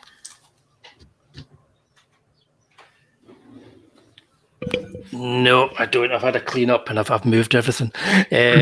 But I'll do a wee Google here. Ask me a question while I'm doing this, and I'll answer you while I'm Googling, and I'll show you guys something. Yeah. So based on these images, it looks to me like you might do your sketching and inking on Bristol board, and then you're scanning it in and then doing all the coloring digitally. Is that right? No, but thank you for saying that, because I'm trying to make it look that way. Everything is digital. Yeah. Everything is digital? Everything is digital. Wow. I'm trying to make it look as less like digital as possible. Every now and then with the filters and doing stuff, you know, the lens flare and that, so people know the colouring or whatever is digital. I might at some point try and replicate a kind of Jack Kirby sort of like a montage type page, you know, but no, everything is digital. So I will work on a piece. It was Photoshop is what I used for these first 2 issues. So working on Photoshop to create the whole thing, and likewise that is a combination. That print is a combination of digital and original, because that was one of the original art tiers as well. So I scanned in the original pencils and then did pretty much a redraw of those pencils for the digital version, because I'm never happy with my traditional pencils. I've been a digital artist so long now that I just find I can do more and I can be more creative when I'm being digital, you know, because I'm less thinking about the techniques and everything else, and just changing things. You can do it like that. You just change it, you know, so I love it. But I don't want it to look, I don't want it to look particularly digital, so I tend not to use a lot of different brushes. What I'll use is I will have one brush that I like to use to draw everything. And I've got one when I go into Photoshop that is my go-to brush that I've kind of like made up myself, and it can be used to draw straight away as if you're drawing with ink. So my pencils are really very kind of rough. I don't know if you can. If you go to the videos that are at the top on this particular one, you could probably play one, but you don't need to bother about the sound, and it will show you pretty much my technique for putting things together. I think I saw a video. Yeah, so this one right here? That one there, yeah, you can mute the sound on it because you don't need to listen to me talking. But yeah, that kind of shows you how I work and start building things up. In some cases, I'll have. In this case, I'm working on a Wacom Cintiq, and I've got the reference that I'm working to on my Mac screen, which is next to me. So I'm looking at that, and I'm looking at this. Oftentimes, I'll have the reference upside down or sideways, so it looks slightly alien to me, and I'll be drawing either upside down or sideways because it just makes your brain work a little bit harder at what you're doing. Oh, interesting. Yeah, so that's roughly how I work on it. And you see how I've already got the panels laid out for that page, and that's how I basically put together logos. And I did a wee drawing there at the side. You see, I start to draw a wee rough of a hoof just to get a feel for it. And this one brush that I'm using, so everything is drawn with this one brush. So it's either that or I use a lasso and fill as well for the. But there's a lot of black. So are you doing? Let's see. So you're also making use of layers, right? Oh yeah. So I'll draw on one layer. I'll take the opacity down, and then I'll use that to guide me as I'm drawing over. So here you see the first layer I use is a rough, and then I start working over that to create the more detailed character. What's great about working digitally is I can take the lasso tool and I can just create the section I want to work in. And so if I want to do lots of strokes, like big strokes with the pencil or the pen, the area that I've masked off allows me to just have those strokes appear in that area, you know, so I can start further away from where the stroke's going to be and kind of work my way into it. And normally, if you were doing that, you would use masking fluid or something, you know, if you were working on a traditional piece. Masking fluid. Yeah, so if people still use that, I don't know, but yeah, I used to use that. It would dry. You would put it on, and it would dry, like, and you could work, and it would mask what you were working on, and then you could just rub it off like with a putty rubber. Oh wow, what a trip! I never even heard about using masking liquid. Yeah, I don't know if you can still get it. It's probably been banned or something. It was probably toxic when I used it back in the day. Yeah, but yeah, so that's how I work. So that's all completely digital, but I don't use everything's on Photoshop, so I don't use any vector art or any vector programs. Anything that makes it look anything other than analog, I don't use. So I want people to look at it and think, yeah, he's drawn that with a pen and with a brush, and I have, but it's a digital one, you know. Right. Yeah. So even there, you can use it. What's great is things like that. You see me, I'm just resizing things. Yeah. That's not quite right. So I'll make it a wee bit smaller. And it's just so you don't have to restart a drawing or get a lot of whiteout fluid, you know, and kind of Tipex it out. You'll see, like, you had Chubb on the last show. He does everything traditionally, and he's fantastic. And he's working with inks and washes. It's like, I think it's like second nature to him. He just loves doing it. And well, I like doing that kind of thing with one-offs. I don't find it enjoyable because I'm working as quickly as I can, but I tend to be putting as much detail in as I can. So I want things to be as speedy as I can, and I don't like mess either. So digital is like the cleanest way possible to work. You know, just the cleanest way possible. Don't need to wash brushes or anything afterwards. That's me too. Yeah, but yeah. So I've put up I'm expanding my YouTube. I've put up a couple of these when I was doing it. I did one of AILSA that I put up as well at that time, just to show people I'm not tracing them, I'm drawing them. So you use a photo reference as your guide. If you start tracing the photo reference, it just doesn't look right. It looks solid. The people that just trace, some people can do it and look really good. The majority of them, if you look at a lot of the stuff in the mainstream right now, the stuff just looks kind of stolid, you know, like stale bread, that kind of thing.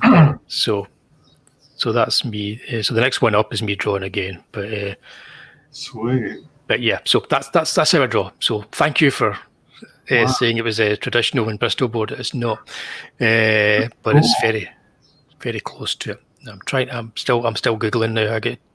I get sidetracked. I started looking at my own drawing there and thinking, oh, I should have done that differently. I should have changed that. If I remember correctly, this is what this limited edition print was. What you had that special protection for. Yeah, that was because that was like that's a proper G-Clay print. That'll last longer than we will. So and it's on proper, like, a really nice photographic paper. But the other prints are still nice. They are nice prints, right. But people were paying extra for this one print as part of the Dark Deluxe, and I wanted to make sure that when you got it and you opened it, you kind of went, wow, that is really nice. So that was the original pencils. You can see the differences from the original pencils to what I did when I created the print. But never, so that's pencils on Bristol board there. So why I tend to like starting digitally, because if I start digitally, it's dead easy to make all the changes. So I can just go ahead and make all those changes. If you do, all right, so let's say you're using Photoshop, you are starting with a blank page on your Cintiq. Yep. Do you always have it, the Photoshop program configured, or do you have it pre-established with like 11 by 17 dimensions? Well, what I work on here is I'm working on, so it's A4 that I'm working on. So I'm going to Google the size here for A4 because I can never remember. So Okay. Yeah, while you're doing that, Tatsunami, welcome. Tatsunami says going to hop on this time, the conclusion of the book. And I think it's really smart. that's great. Cheers, man. I think it's definitely the right way to go when Yeah. you make available the previous issues in case they Yep. missed out on the first campaign. Yeah, but this is A4, so that's the size, you know, so it is bigger than your traditional comic book. So I have A4, and I think the resolution as well is quite high because I was working to, when I did Tales of Mystery, I put them all up in Comixology, so they've got this ridiculous resolution that you have to work to. So I think at least in the first issue of AILSA, that was done at the ridiculously high resolution as well. But yeah, I just work at 300 DPI A4 because I work. I say A4. I'm working at A3. I'm working at a larger size, and then it shrunk down to A4 because I like to do that. And I think for the next issue, I'm probably going to be working exactly just at A4, but I might work at 600 DPI. I'm playing around with different things as I'm doing it. I think for people looking at it, it'll be no different whatsoever because I always make sure that my resolution and everything that I work on is perfectly acceptable for print because of my publishing background. And it's only if you've got like when you've got like what's essentially digital copies being printed digitally, you're not really going to notice any kind of reduction in quality until people start going below the recommended 300. You know, but yeah, I like working at either a 300 at a larger size or at that size but at a larger DPI, and that's just so that when you're zooming in, you've got less of a kind of like a breakup. It's still quite a smooth line when you're working digitally. So the screen I work on digitally is a 2K screen, so it's good for just working at 300 DPI. It'll still be it's fine working away with it. So, and I can work one-to-one, so you can work one-to-one as you're drawing, which is really good because you're seeing it as if you were drawing it on paper, you know. So some people might be drawing something where it's zoomed in and then they'll zoom out or they'll print it out and they'll go, that's not quite right. If you can manage to work one-to-one, at least for doing the layouts, it's quite good, you know. So I'm tending to do that a lot more now that I've kind of like upgraded and got a Cintiq that allows me to do that. Yeah. So the first two issues were done in an older model with less of a resolution to it. So now I can actually do that. I can work as a one-to-one when I'm laying pages out. Is A3 bigger than A4? It's twice the size. So if so it's pretty much that's A3. Yeah. Right. So I'm tending to work on that and then shrinking it down 50% to the pages to give you that. Do you have to do anything special in the? Do you have to do anything special with the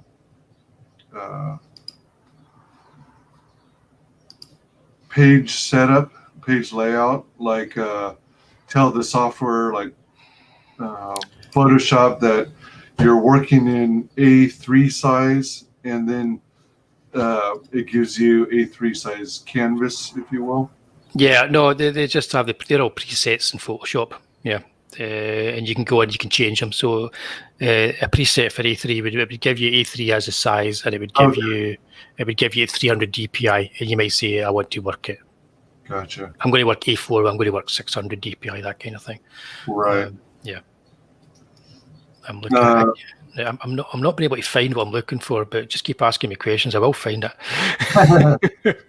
Excellent Comics says that's impressive. Usually, I can detect digital inks straight away.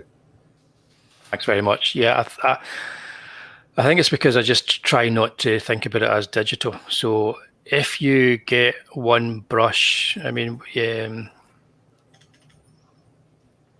the way that I work is, if I was to ink a page traditionally, I would use probably a 0.5 or a 0.8 technical pen and a brush, and I jump between both of them in order to ink it.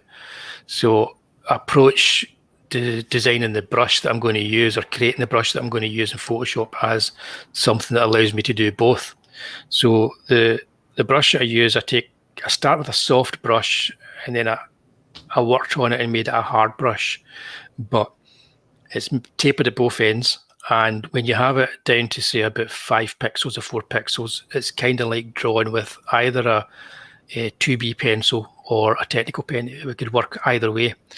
And then when you increase it in size, it begins to become a little bit more brush-like, depending on the pressure that you're using when you're using it.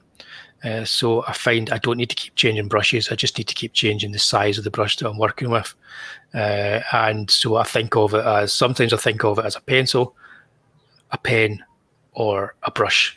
And so I use it that way, and it seems to work for me. So maybe it's a psychological thing combined with the sensitivity of the pressure sensitivity of the Wacom, but it allows me to think that I'm working with pen and brush when I'm really just working with the one pen or brush that I've kind of created in Photoshop. With your Cintiq, is it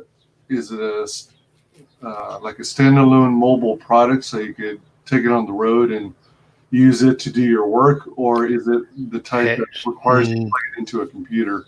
No, the campaign was done on the combination of a small Cintiq and a larger Huion, which is like a cheaper version of a Cintiq, not quite as good, but still perfectly good. So a lot of that work was actually done on that. I think a lot of the colouring was done on that because I was the bigger screen. I just liked using it for that. Whereas most of the pen work was done on the Huion, but not all of it. It was done on the Wacom, but again, not all of it. Because once you've got a feel for the pen, you're okay. People probably couldn't tell which one I was using, depending on which page I was working on. Even I couldn't tell now looking at them. But I've upgraded, so I've now got a 24-inch Cintiq, which is stuck to my desk with a flexi arm. It's sitting here behind me right now, so it's kind of like I can't. Yeah, the flexi arm has stopped me from moving the iMac, but it's here. So what I do is I just swing it around, and then I start working on that. And I've got like an old Surface Pro that I can take away with me if I need to work on anything on the go. So I'm sorted for just working on digital all the time. Yeah. Oh, okay. All right. It's amazing, but you save so much money for not having to buy paper and pens and all this kind of stuff. And then you think I'm spending thousands just to save myself from buying papers and pens, but it's really good. If you're thinking about doing it, if you're thinking about doing any digital artwork, XP Pen, Huion, they do really affordable entry levels into screen monitors, screen tablets, and they are good. To don't let people say otherwise, because half of AILSA Dark, most of the first issue of AILSA Dark was done on a Huion, not a Wacom. Oh yeah. Now, isn't that a tablet manufacturer from China or something like that? I think so. Yeah, I think so. Yeah. I've heard good stuff about those. Are you familiar with the creator Carla Tornielli? Yes. Yeah. She got the Grim Reaper 2. Yep. I backed that. Yep. And I was on her show as well. I think it was her. I think she called it one of her first victims. I think she said it was. Yeah. Yeah. She I guess has a really large tablet, and it's working out really well for her, and it's significantly less expensive than the other. Oh, all right. There we go. Yeah. Next on Comics uses a Huion. Is from Korea. Right. Get your Huion. Yeah, they are really good. I mean, it's like, and it just comes out. Of course, if if you can afford it and you want the 2K screen, all this kind of stuff. And I'd got to the point because I'd managed to put a bit of money aside for it to upgrade. Yeah, but my Huey one's an old one. I've been using it for years, and just being able to draw into the screen and having that kind of like ability frees you up and allows you to start drawing like you were drawing traditionally. Oh yeah, for sure. One of the other suggestions people have given, other creators, they've also mentioned like an iPad Pro from like 2017. Yeah, iPad Pro is fantastic. Yeah, the pencil and that. Yeah, they're really good. Apple Pencil and Procreate. Yeah. Procreate's getting a lot of love too. Yeah, most of my students work on Procreate, the ones that have got the iPad Pro. Yeah, nice. They produce some really nice work. Nice. When you're, as a creator, do you spend, before you even put down sketches, do you like start with the story first and foremost? Do you essentially write a story or a script, plot it all out that way in writing, and go into like thumbnails or sketches? Yeah, it's a bit of both. When I do AILSA Dark, I tend to do both. I'll use typical, none of them lying around. I'll use like post-it notes, and I'll write down. I tend to use my phone, so my phone's full of notes. This is just full of notes. And what I'll do is I'll sit and I'll start writing them on post-it notes and lay them out to get the idea of the scenes. So, for instance, in the second issue of AILSA Dark, I knew it was going to pick up from the cliffhanger of the first issue. But I knew that I wanted to introduce the bad guys. I knew the bad guys were going to be quirky and kind of funny, a couple of kind of like older, late middle-aged, an elderly couple, not what people would be expecting. And I knew all the things I wanted to introduce. So I have them written out and do the longhand for the dialogue and that. I tend to write what people say more than anything. Rather than the scene, I'll write the dialogue. So I'll do that, and then I'll go to my stickies and I'll start writing them down as scenes, and I'll look at them and I'll think visually what's going to work best for the book. So if I take this scene that's coming 3/4 of the way into the book and move it to the front, will it work better? And I'll start moving my post-it notes about, and look at it that way and kind of think, okay, that's working. Now, there was one image that I posted, and I'll show you that at some point if I can find it. In fact, it might be on. I don't know if it's on the first campaign. Doesn't matter. I will find it here. Bear with me. What kind of image is it? It was a case of I was working on the story, and I was already drawing it. And then I just thought to myself, this would work better if I moved this scene from this part of the book to another part of the book.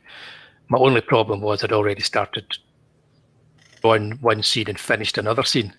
But then my editor said, no, it would work better. My editor's me. It would work better if you move them. So then it's kind of like, so I'm like, okay, so how do I do this and not have to do like a shitload of work? So I'm just trying to find my scene here. Where is it?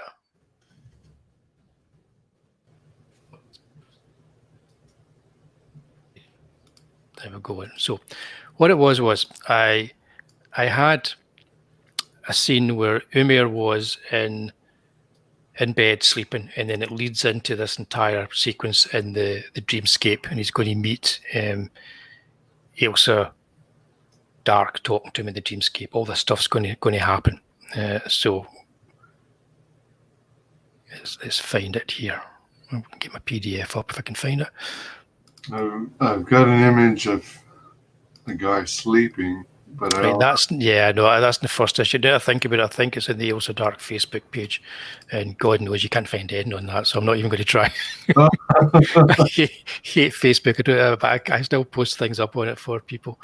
Right. I think, oh, there we go, in here, I'll go in here. Right, issue 2.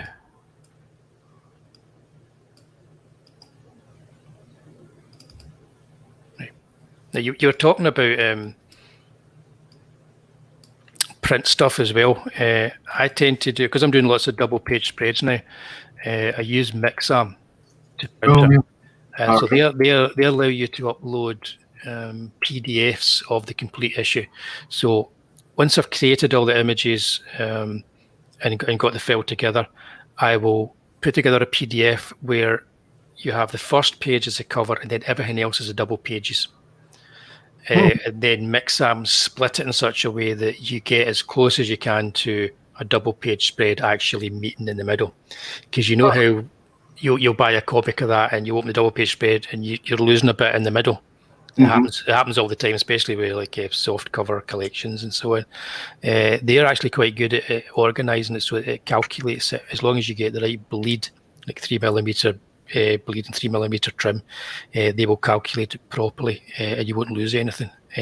So I put together my PDFs as double page spreads to do that. So now, all right. Now let's see. Now does Mixam? Let's see. You're using Mixam as your printer, right? Yes. But you're doing all the fulfillment yourself, right?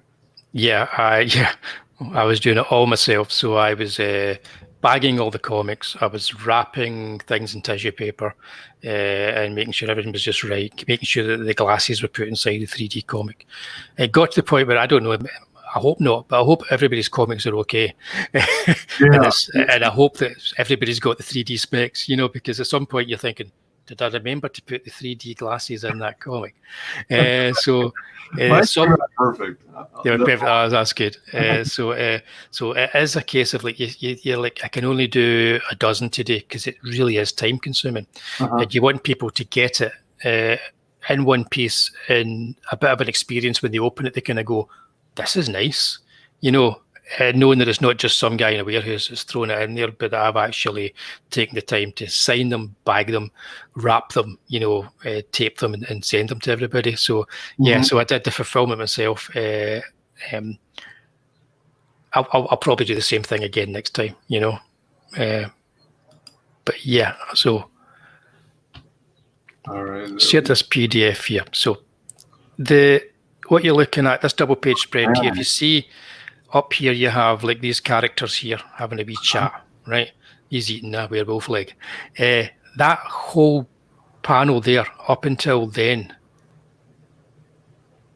up until near the end, was this panel here. So it was a continuation of this conversation, and all the stuff that happened in the graveyard happened a lot later on. And so I thought, no, I'm going to take that to the front, but that left me with the problem of, what do I do, you know, with this panel here? And then it was a case of like, so I just take all my sticky notes, start moving everything about again. And I didn't have to redraw anything. I just had to make sure that a panel structure worked and that everything worked okay. So on the Facebook page, this is up as black and white. And I think I even put it out on Twitter, like weeks, months before the campaign was finished. And if anybody finds it on Twitter, this is not what's in this page here. What's in this page here is actually what's here, these 3 panels here.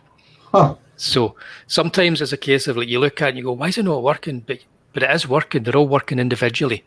And I thought to myself, I know why it's not working, because I've left people with a cliffhanger and then I don't bother going into what happens afterwards until later on in the book. So I wanted to make sure that people got straight into the Dark Lord and AILSA Dark in the second issue. But I didn't want to just jump right in, because I want to start every issue with a repetition of the same kind of panel with slight differences and something happening. So the first issue, it has the Bampots torturing somebody in a building. And this issue, it has what's essentially our 2 main villains sitting watching watching a cinema screen. And I wanted to use that to then segue into what was continuing from the to be continued cliffhanger from the last issue, and do it in such a way that if somebody just picked this issue up, it's interesting enough for them to say, "Oh, I'd like to know what happened at the last issue," but they don't really need to, you know. All right. Yeah. Yep. Yeah. I think that is a good.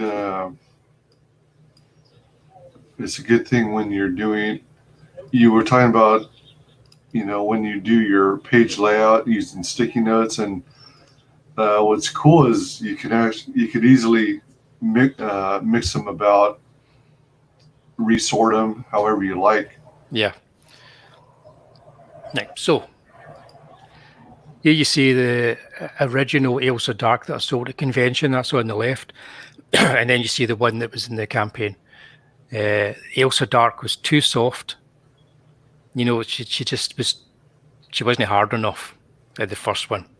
It was nice. It was kind of more like the model that was used for AILSA in many respects, but it didn't really correspond with what AILSA was like in the comics. She was a bit harder looking. So I thought I'm going to have to do a redraw on that. So I did a redraw on that to make it fit the style of what was inside the comic.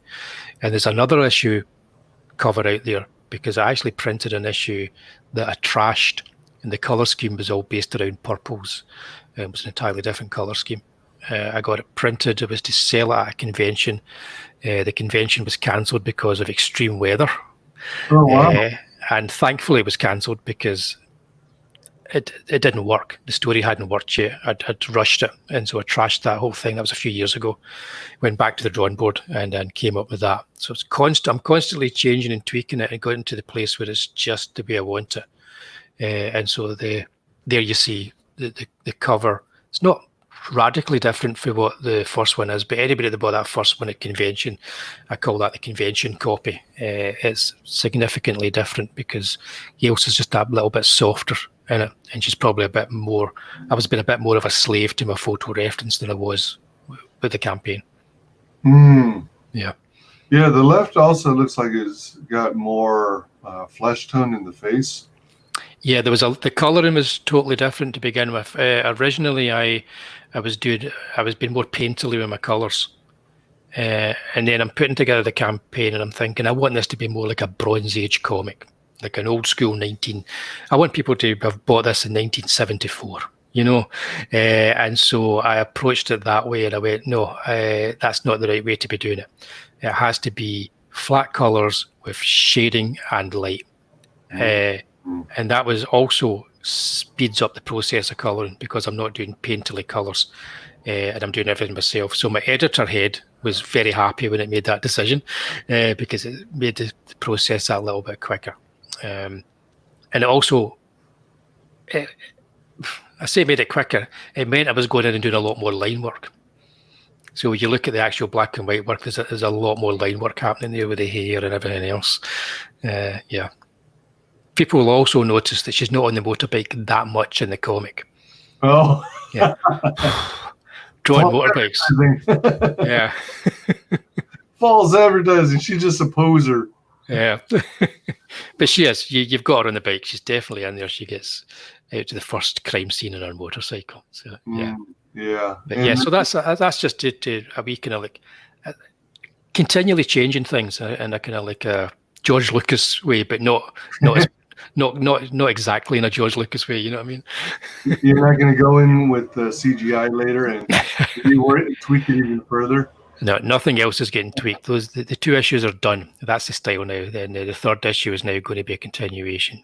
Are you fully completed? Are you done with all the fulfillment on the first books? It's all done. Yep, it's all done. I was worried. I thought people hope they're patient enough because with the whole situation we had with the lockdown and so on, there was a point where I just couldn't get out to fulfill it, So, but once it was able to actually get out and get to the post office, even then I was limited. I couldn't just turn up at the post office with like 50 boxes, So I just staggered it over about 3 weeks, and I did the UK ones first simply because a lot of the CG UK guys, involved, get them out there and get them on Twitter really quickly so people would see it was being fulfilled. Yeah. And then it was a case of like looking at getting the American ones done and working towards getting everybody else done. And so I was going down to a post office where, like, say maybe 12 every other day with 12 boxes and post them off, just me with my mask and everything on, and this is when it still wasn't completely lifted. So even when I was packaging them, I was continually washing my hands between every box that I did. So I was making sure if anybody was to ask, it's like, no, don't worry. It's like I'm putting all these together. That is on my table in my workspace, and they're coming straight out of the boxes from Mixam. They've been lying there for a few weeks, so that everything's okay. Right. But just in between everything that was getting boxed, I was just making sure I would get some of the squishy stuff, whatever it is, on my hand, the disinfectant in between every single one that I did. So again, I couldn't do much more than 12 a day because my fingers would be falling off doing that. You can tell it was drying up like prunes. You didn't have the convenience of family members to do your slave labor for you? No, but it was in lockdown, so it's me and my wife were in lockdown together. So no, I was very specific as well about doing it. I wanted to make sure everybody. I was paranoid that they weren't going to turn up in good condition, and I wanted to make sure everything was wrapped just right. Oh yeah. So if there's any kind of dents raiding in the comic, it's happened somehow during transit, which could happen. But I wanted to make sure because I want to make an impression on this. It's like you were saying, they had that limited edition print. I will use that image for posters and stuff for the future, but nobody's ever going to get that print on that gorgeous sort of like glossy printout. Yeah. That's only going to be one of 75. And there's a few of them left because I didn't sell 75 of that tier. So there's a few of them left. So they will be incorporated into the campaign. Anybody missed in those, some people might be lucky enough to want to get one of them as well because they're quite nice. Yeah, that's going to be cool. That's going to be a definite find or a win for those who are able to score it during the campaign once it launches. You mentioned that when it comes to the digital format of the first book, you actually uploaded the completed digital book to Mixam. Yep, that PDF I opened there, that's the one that I uploaded to Mixam. So you see how it was all laid out as double page spreads. Right. Now, and their magic system manages to recognize the double pages and splits them into single pages. So you can then download the PDF from them and you look at that and you kind of go, yep, that seems to be working fine. And if everything's okay, the final issue comes out. So I will grab one in a second. So I've only got the first issue. Oh, there's one of the lovely prints. I've been drawn all over. That was one of my proofs. So there's not too many, but you've got some. So if you've got like the double page spread, like so, so there's like the lovely green city of Glasgow, right? So you're always going to get some kind of pinch in there. Yeah. It's always going to be there by a millimeter or so, but doing that way kind of it makes it so that it's less than you would normally get, unless you're doing it as a center page. So for instance, this one here, you want to make sure you can get the buildings and everything to line up as good as possible. Right. Those colours do match. It's the shadow there that makes it look as if the colours are different in each page from my window.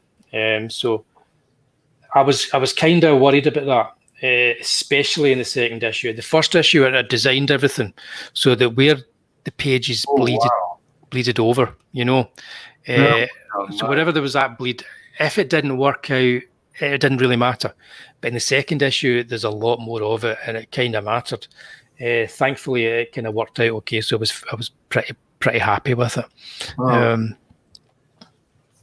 Yeah, so I'm just trying to better understand the whole reason for taking the PDF, uploading it to mix them, since it's a digital file that you're sending to the. Well, it's if you're normally working with a printer, any artwork you do would be converted to PDF before the print. That's the preferred format. So once you've got your RGB Photoshop files, say, that you're working on, and you've converted them to CMYK, cried a little because the colours are not exactly what you were hoping for. That always happens. You then export it as a PDF, and that's what you would send to a printer. Oh, okay. All right. Or you would send them the InDesign file that has all the images in it, and they would then export it themselves as a PDF, send it to you, and you would OK it. So Big Sam, it's kind of the same thing. You can upload high quality JPEGs or anything else, but I just thought, because I've got, especially in the second issue, just so many double page spreads, I thought I'm going to take advantage of the fact that you can just upload a full PDF and it worked brilliantly. Yeah, I thought they did a good job in the final print. Yeah. So the PDF that goes to the printers is the same PDF that you send to the backers? No. The digital tier. Yeah, no, that's slightly different. Yeah. It's the PDF for the printers is a CMYK, so that's your cyan, yellow, magenta, and your key line. For screen viewing, it's best to be RGB, the red, green, blue.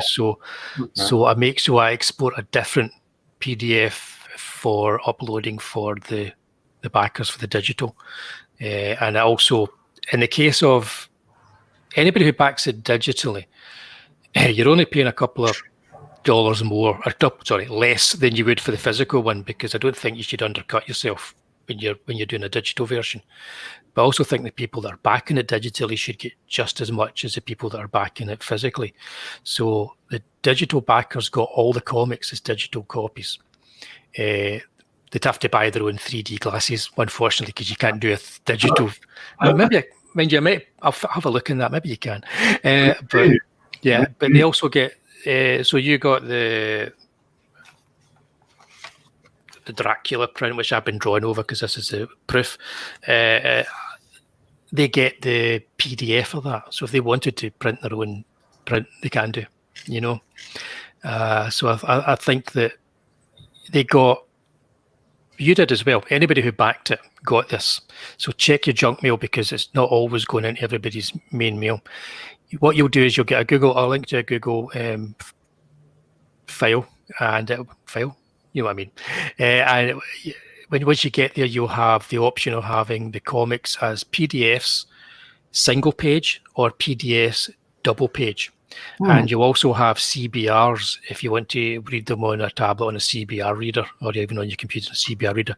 So you'll get them in a CBR and PDF format. Yeah. And you'll get a double page PDF. So say you want to read it on if I was wanting to read it on my Mac, the double page 1.1 is great for that, because you can fill the screen with a double page image and read it. Yeah. That would be nice, wouldn't it? Yeah, but not so good if it's on your phone. So the single page ones are better for that. Yeah. So the digital version that the digital backers got, does it still have the double page spread elimination of the seam that you were looking for in the printed copy? Or yeah, because it doesn't have it at all on that's only created because they're printing it onto different bits of paper and folding and stapling them together. So there should be no seams there. Yeah. If there is, it's because I've cocked up somewhere. Right. But I haven't. Everything works perfectly.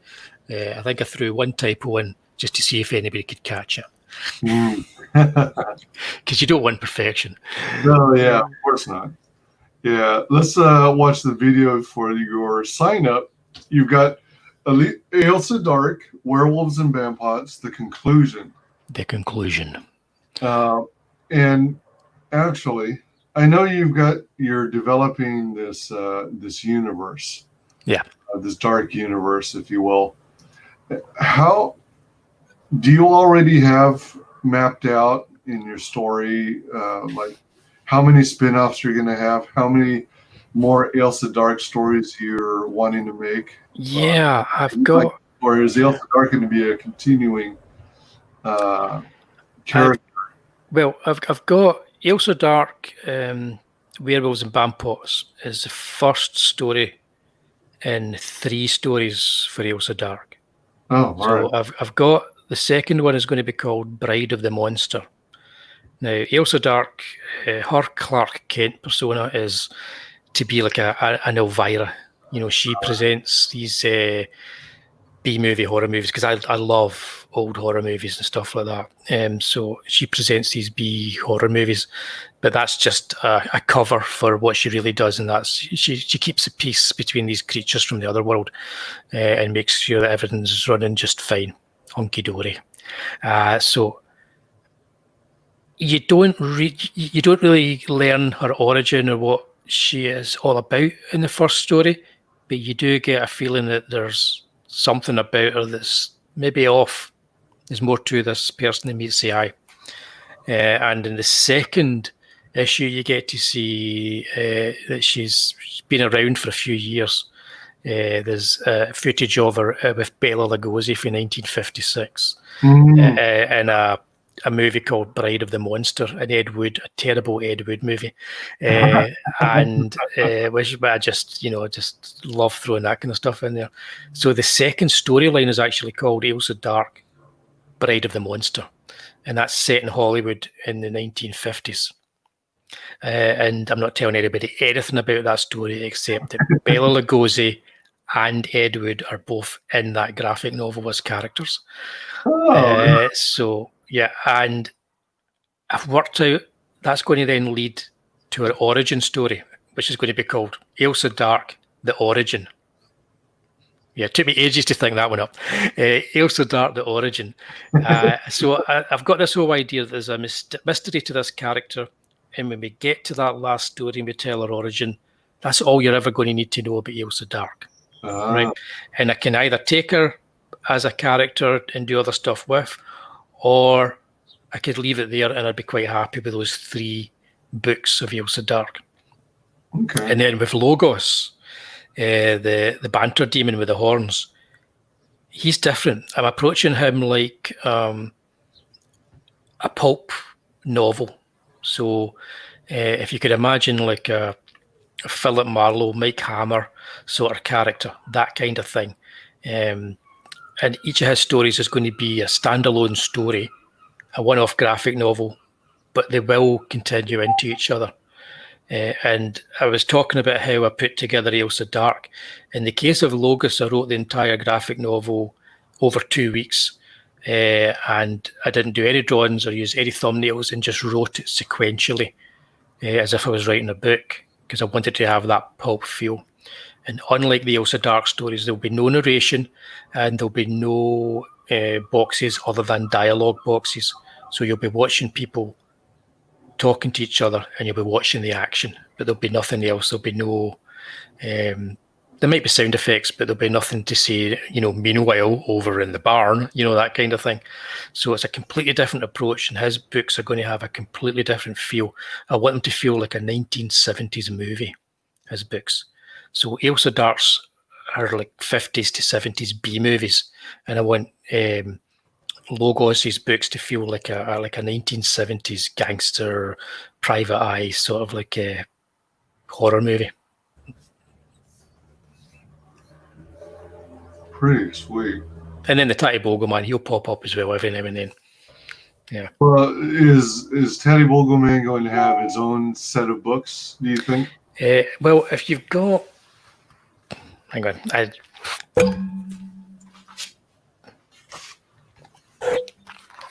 don't know how I managed to buy the headphones with the shortest cable on the planet, but I managed it. So the last page of this gives you crowdfunding in 2021.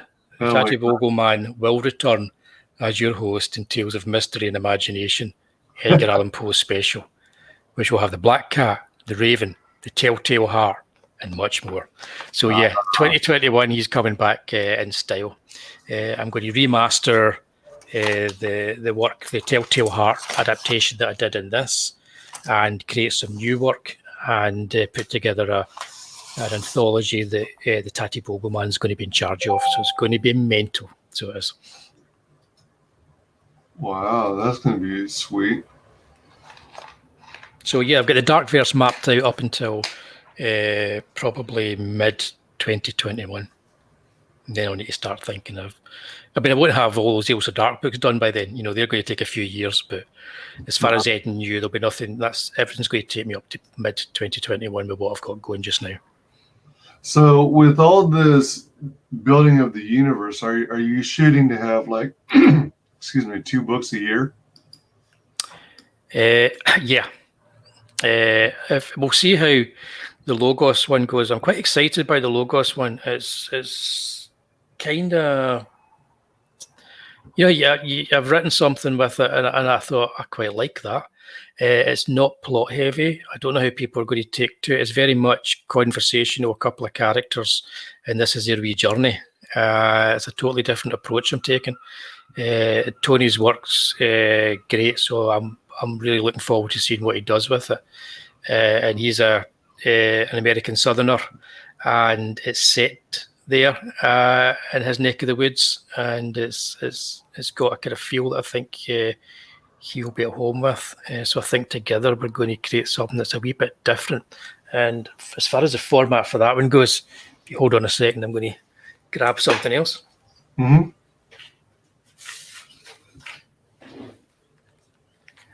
Again, it's not going to be like a traditional comic. It's going to be roughly the same as something like this.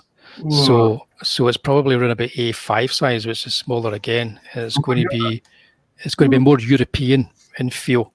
Don't have to be quite as thick as this, because this is a collection of a few Nathan Nether stories. But yeah, it's going to have this kind of like prestige paperback feel to it. And again, I just like playing around with the formats. I don't think I've done anything that's going to be a traditional American-sized comic yet. Although I am working on a project where I'm doing that. So yeah. Oh, top secret, eh? No, I can talk about it. In fact, she'll love me talking about it, because I'm working on Charlie's London's Charlie Chaplin piece. My gosh. So she's got a one-shot that's part of that campaign, and I'm doing the one-shot. Oh my gosh. It's going to be traditional. She's written it, and I'm going to be illustrating it. So again, why I couldn't actually illustrate the Logos graphic novel, because there's just not enough time in the day, because in a couple of months' time I'm going to be back teaching as well, so that I just couldn't do that.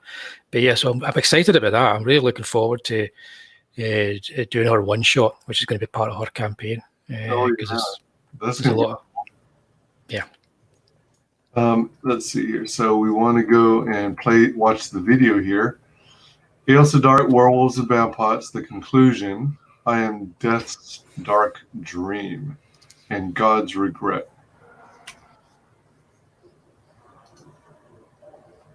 Moving tonight, rest. The ghosts are moving tonight, rest tonight, rest tonight.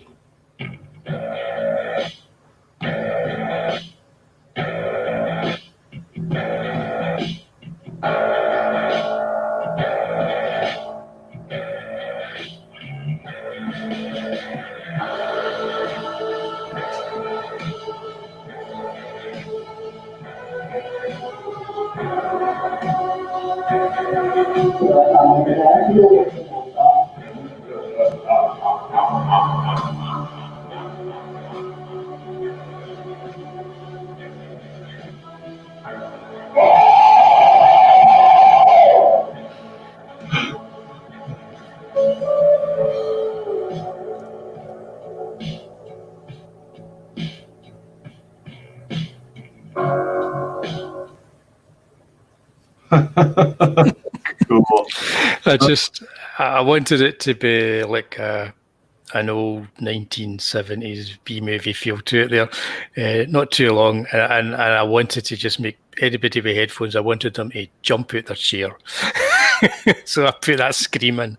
Yeah, yeah, that was a good addition for sure. I just thought, because it's got to have that. This is not. It deals with serious stuff, but it's not. It's werewolves and bampots. You know, it's let's have some fun. Yeah, yeah. You know, something that I'm ashamed to admit. What exactly is a bampot? Bampot is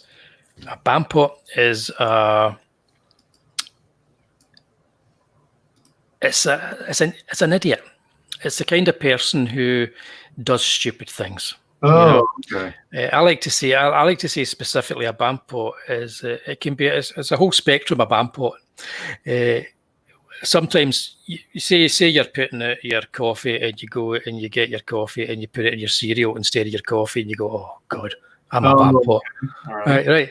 And then you get the ones that are guys that are maybe getting drunk and they go too far, end up getting arrested because they're making idiots themselves. That's a bampot. You know, so it's the whole spectrum. So I wanted it to be somebody that they're idiots. They look like idiots. But in this world, these foolish-looking people are actually probably the most dangerous people in the comic.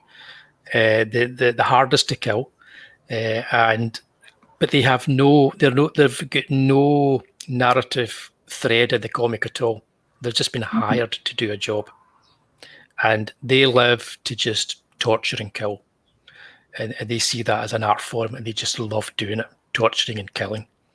Right. So it's two brothers. They keep bickering and fighting with each other. I've written them with a kind of a Scottish slang. So if anybody doesn't quite get it, they can ask me on Twitter or whatever. I think with the last issue, I was talking about doing a wee glossary. And then I thought, no, I don't think I'll do that. I'll see if people can work out exactly what these words mean when they're talking. Because there's not a lot of them in the comics. And when they're talking, I think you will be able to. There's one point where I mention what they were doing. Let's see if I open this. Bear with me, and we can.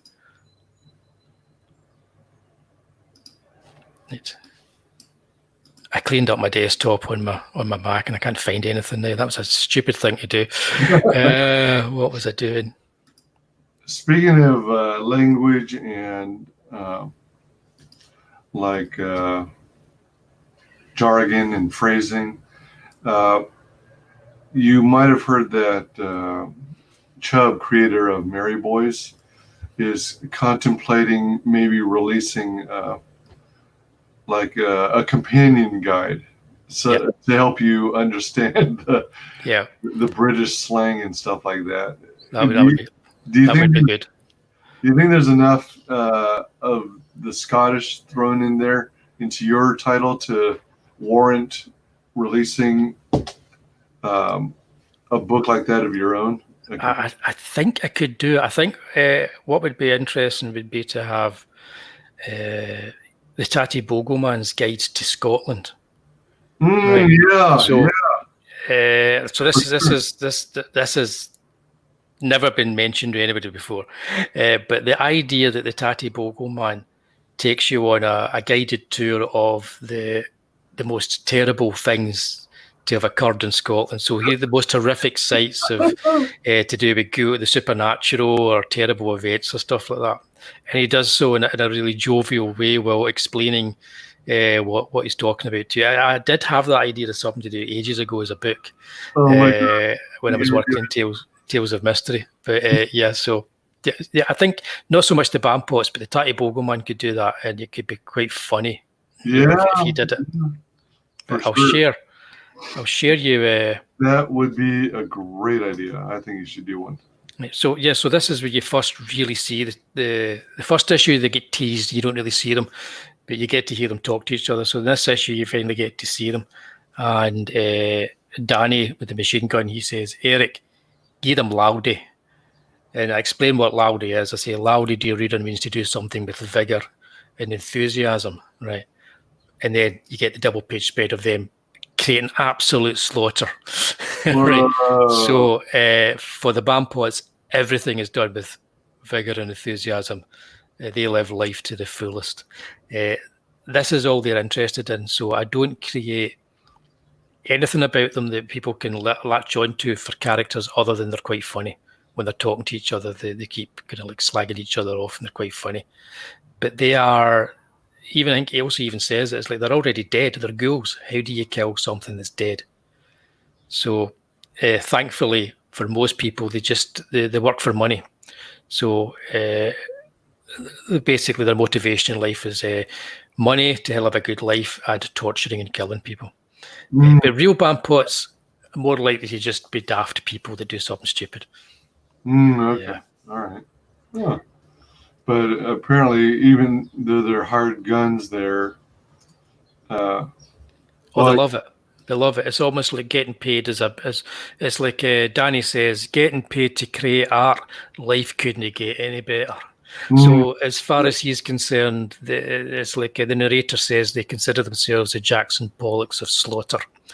So it's like what they make with their slaughter is a thing of beauty. They love it. But it is, of course, their idea of beauty is something grotesque and horrible. Oh man! But it's so over the top. It's so over the top. People shouldn't be. None of the gore or anything like that in AILSA Dark is done in such a way that people should be find it off-putting. They should want to look at it almost like it's abstract and go, "What is that? An eyeball?" Right. You know. So there's always humor. There's always humor there, and that's about the most grotesque thing in AILSA Dark. Right. Until the conclusion. Wait till you get to that. But yeah, so but that's kind of like, that was one that I held back. I'd drawn that pages ages ago, but I held that back until it was out there and in people's hands, because I figured it looks better in print. All the pages I think look better in print. They always do, and it's just when they get there, it's kind of, you just chuckle to yourself. It's like, oh, jinx, that's the Bampots, is it? So you were talking about how things look different between CMYK and RGB. Yeah. Is there a way to, let's see, if they're working from CMYK, the printers, they work off of CMYK, right? Yeah, CMYK. So have you considered, I think software programs actually support working only in specific types of colors, like all CMYK? Yeah, they do. Sometimes, I know in Photoshop, sometimes some of the options are turned off in CMYK, things you can only do on RGB. So when I was, that image of AILSA on the motorbike, the one that I had the process shots of, the black and white to the full one, I couldn't do the lens flare when it was set for CMYK. I'd have to go over to RGB to do the lens flare and then take it back to. So it's best to just work in RGB. You're getting the best color for the monitor you're working on, so it's a lot closer. Do the odd test every now and then to make sure things are fine. I did a test with AILSA's colors, because you'll notice that throughout the two issues, the color scheme remains the same. So the specific kind of blues and so on that I'm using, because I've done tests, and when they're converted to CMYK, they look good. You know, they're not too muddy or too dull. Okay, all right. So that's what you would do. And again, most people, before they see it, are going to see the images online. And if you put up the converted CMYK, once it gets crunched and put up on Twitter or something like that, it can look really odd. I accidentally did it with some tweets I put out last week and didn't realise until I clicked on one and the image blew up, and I went, oh, I put the CMYK one up. It's just not vibrant enough when it's on screen. You know, so so it's just one of these things we're stuck with it. It's the way that screens work, and the way that printing onto paper works. You know, we're stuck with how light in our eyes perceive things and how we can replicate them. So you just work around it your best. You know, there's going to be that difference between them, and once you're fine with that, always do a print proof. And you don't even need to do a full print proof. In my case, because I had the full colour scheme going through, I had my convention copy, so that was like my print proof, you know, when I got that printed. But prior to that, with the run that I trashed, I learned an awful lot. And if you can, even if it's just like a very small part of your comic that's got most of what you want to look at, like colours and so on, get a wee proof done of so many pages, just so you can see what it is. Because until you see it in your hand, you really don't know what it's going to look like. You can be printing out at home on a really good high-end LaserJet. It's still not going to look the same as when you get it printed and sent to even the printer. So having one physical proof printed of some kind is good. And Mixam have they print like limited print proofs as well for a fairly decent price. So you kind of have to do it. Cool. So everybody, excuse me, be sure and sign up on the page I've been sharing. The link to the Indiegogo is also going to be in the description of the video. Definitely remember, once it goes live, you'll be eligible for early bird discounts. Yes, indeed. Latest news. So do not miss out on this project this time around. And had you considered, since you already fulfilled and closed out the previous AILSA Dark campaign, did you consider leaving it in demand all the way up until you went live with the third part? Yeah, I mean, I think if I'd done that, I would have made a lot more on the campaign. But I had achieved what I wanted to achieve. And I knew that with the next, originally I was going to do 4 issues for AILSA Dark, Werewolves and Bampots. And I thought to myself, I think maybe there's a couple of reasons why people aren't backing. One, they don't know that I'm going to deliver, so I need to fulfill and deliver. 2, they might be put off by 4 issues, and that would be 3 campaigns. Right, so 2 in the first campaign and the next. So I did a bit of thinking. I thought I'll combine the story into one giant size issue and just do 1 more campaign. And I'll make sure that it's got the complete story so that everybody can get what they've missed. So you'll be able to get the first 2 issues. They'll get printed again for you, and you'll get the full story from issue 1 through to issue 3. And people like yourself will be able to come along and just get whatever tier suits you with issue 3. So I'll be very careful with my tiers to make sure that people, if people want 1, 2, and 3 plus lots of extras, they'll get them. If people just want 3 and lots of extras, they'll get it. That kind of thing. So I'm going to have to be very careful how I work out my tiers. Maybe I just use the first issues as add-ons, that kind of thing. Right. So I thought, well, the fact that I can do that, I think the best thing to do would be to concentrate on what I'm working on, because it was very busy at work because of what happened with the lockdown and being a lecturer. We had to get ourselves sorted for blended learning and doing everything at home using Teams and remotely teaching. So there was an awful lot on, and I thought that close the campaign, because we could see that coming. So the campaign, when it was closed, it was done, I delivered, and here we go. Actually, the whole stuff came afterwards, but it was just as well I closed it, because I thought to myself, I'm going to be writing and drawing this bumper size issue. I'm going to be writing a graphic novel that Tori's going to be drawing, and I'm going to be drawing a one-shot for Charlie's London's Chaplin campaign. And I thought, I can't run a live project while I'm still doing that, you know. So some people would say, but that's money you could add coming in. Right. And I'm like, yeah, well, if people are interested, I'm sure they'll latch on to the second campaign. Yeah. You know, that's my thinking.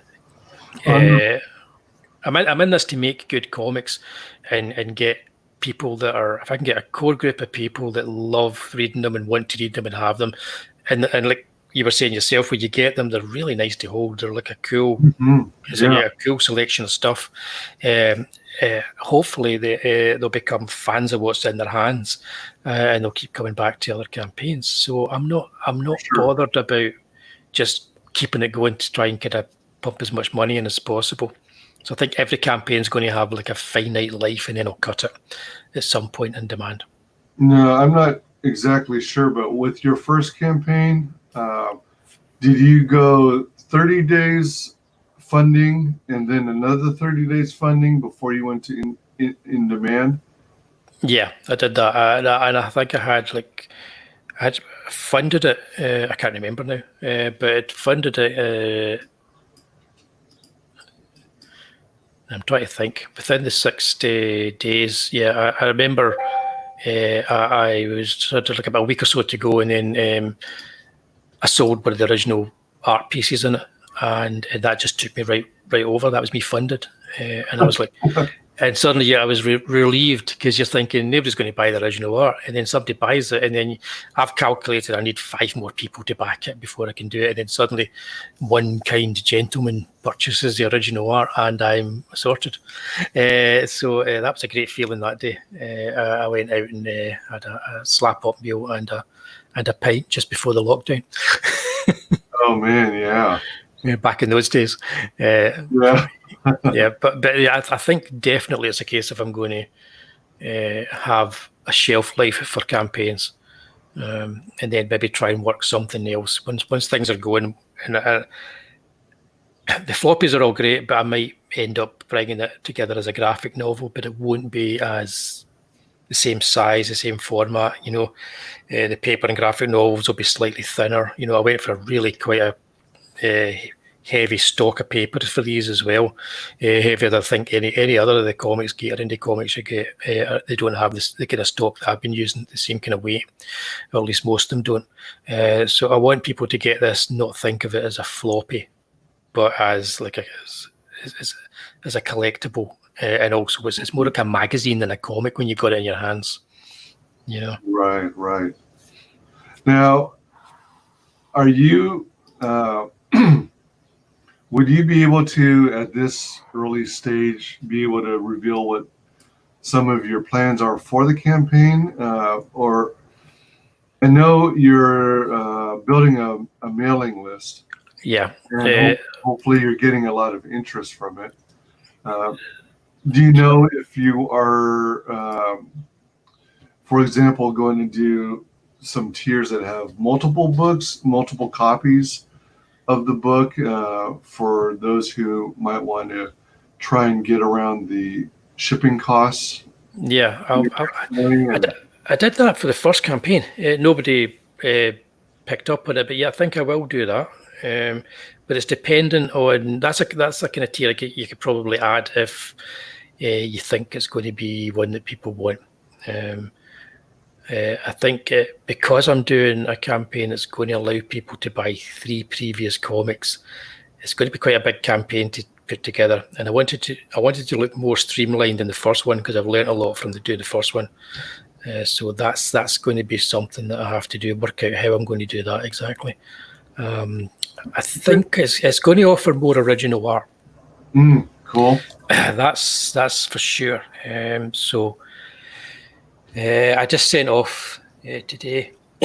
Peter Gilmore backed the second original art tier when it was on Mandy Summer's show, which was great. That was fantastic. That was one of my favourite moments in the first campaign.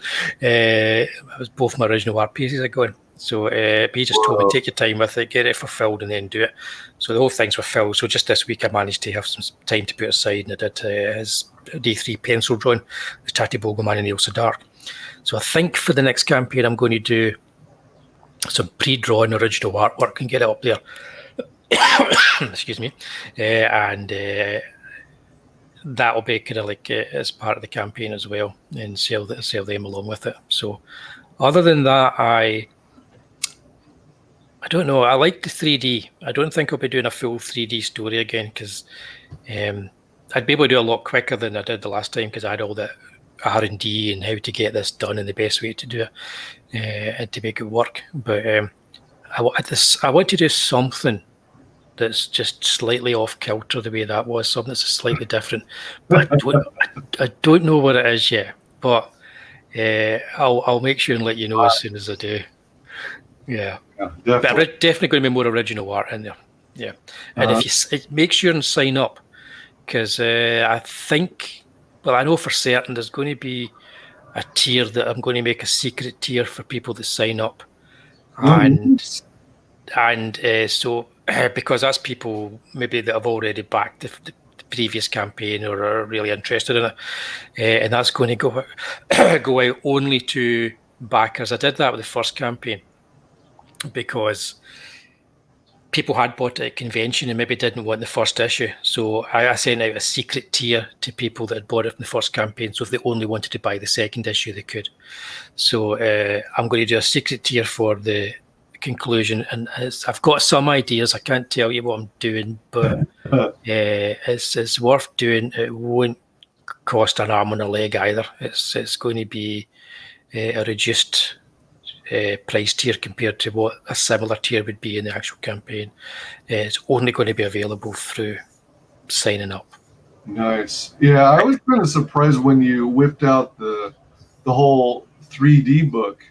I was kind of expecting it might be a costly venture to do something like that, but no, it didn't work out too bad at all. Again, I didn't really expect to make a lot of money from the first campaign. The first campaign was me putting a flag in and staking my patch and saying to people, I'm here, I'm digging for gold.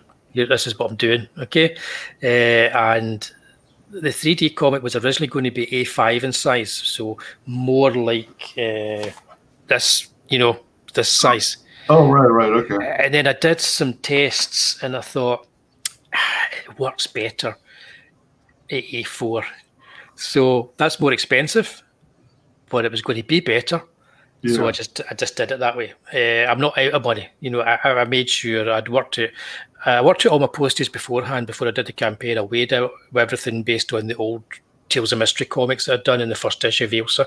So I was able to work out all my postage. So I knew that in a year's time, when everything was being fulfilled, exactly how much it was going to cost me. So I knew what money I had spare, what was going to be profit. And I thought, well, yeah, it works better to do the 3D as an A4 comic, so I'm going to do it that way because everybody will love it when they get it in their hands, So I did that because it's at the end of the day, the whole point of the campaign was like, this is me, this is what I do, it's quality stuff. Please come back for more. Yeah.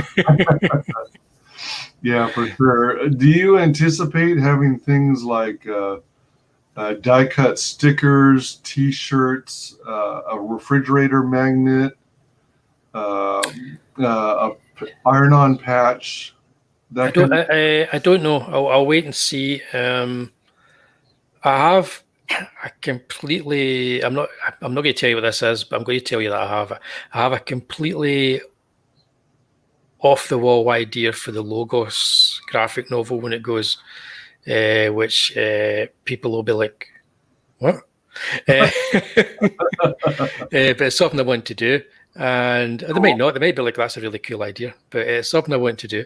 And nearer the time when that's done, I might come on, I can talk about my thinking behind it. But patches and stuff like that, no. I've got kind of like ideas for the future for like storefronts that I'm going to be involved with and so on, and getting out T-shirts and stuff like that. I mean, right now you can find me on Redbubble and you'll get stuff. Okay. But most people on Redbubble have been buying my Hammer Horror T-shirts and stuff like that. So I've been drawing the vampire lovers and stuff like that, and this same kind of style as I use on AILSA Dark. Cool. Yeah, there'll be something, but I don't know if I'll incorporate them in the campaign. Because you need to look at things as well for postage and putting it together. And I was just about getting there with the package I was sending abroad. I managed to get my postal prices down fairly decent prices for international for what I was sending. I think they worked out well. And that's always something that that's always something that I'm trying to do. It's always something that I'm trying to do. So yeah, for sure. Yeah, so that's definitely a thought. But no, I can't see myself doing any of that. However, you never know. Since you do lectures and you've been a teacher and stuff like that, are your students like fully aware that you are doing this whole Indiegogo book thing? Oh yeah, totally. Okay. Yeah, even I think I had 3 or 4 students backed the campaign, which is really, really nice of them. and yeah, it's good because I'm teaching them Photoshop in some cases, and I'm teaching Maya and animation and all that kind of all different classes over different departments. And I think you can tell them, I used to work in computer games, blah blah blah, back in the day, Yeah. and they're like, yeah, whatever. But if you can, if you can show them something that you're working on now that's current, and they see that you're actually still producing work, and that people are interested in it, and also you can point them into the direction of doing this themselves. Oh, I mean, yeah. it's an when I table up at conventions, I share a table with an ex-student. She's a friend of mine now, and she'll work on her prints and comics, and we'll share the table. So Oh, my God. we share the costs, and it allows us to look after each other when somebody's going away for a break or that, So, it does, getting the students involved in this is great because they can get something out of it themselves. And, nice. Nice. Yeah, that's awesome ideas.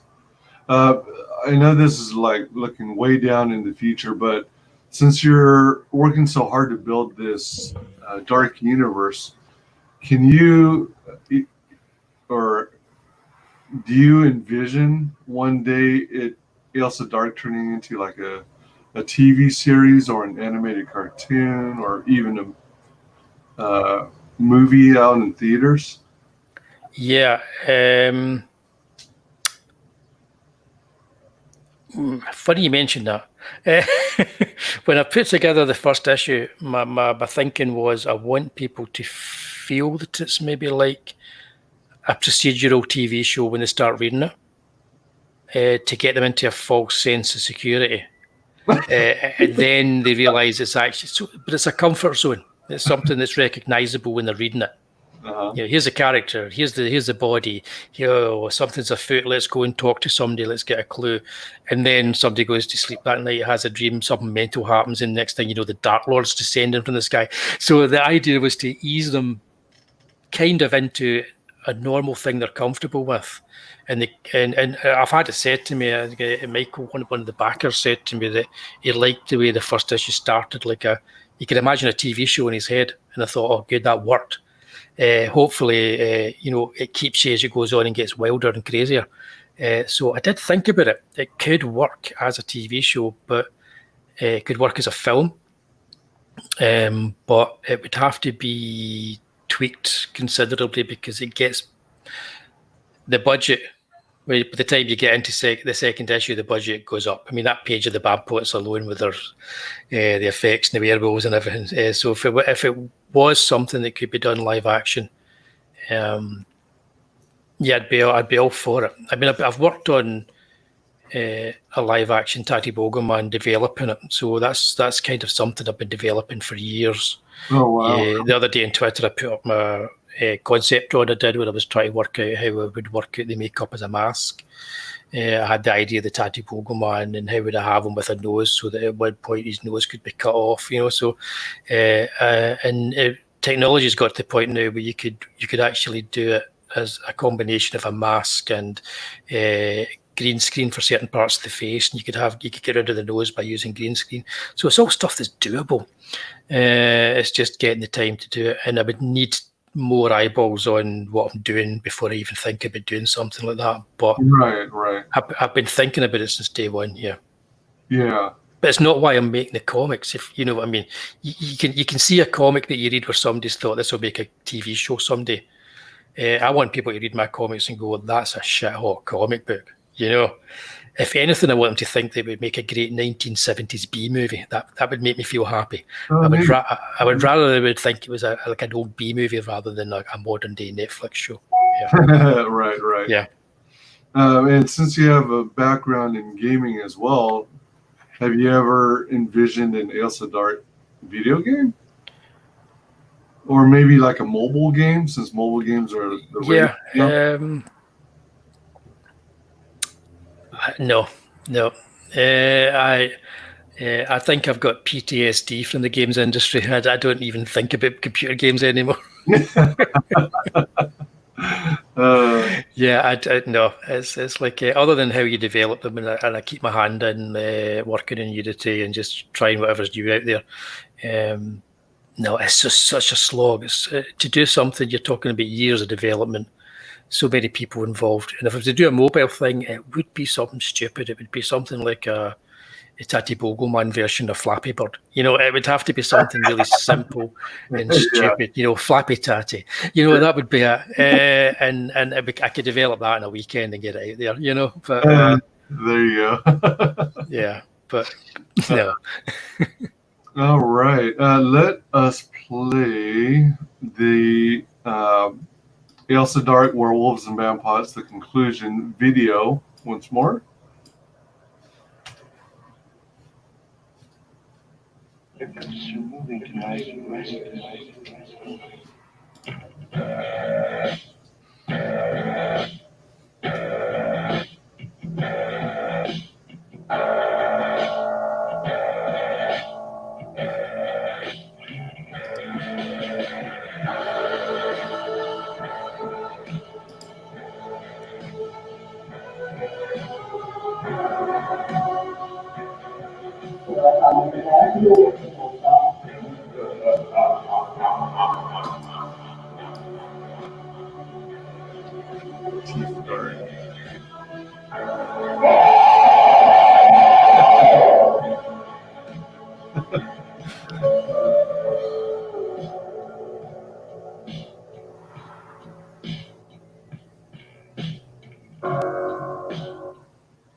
Cool.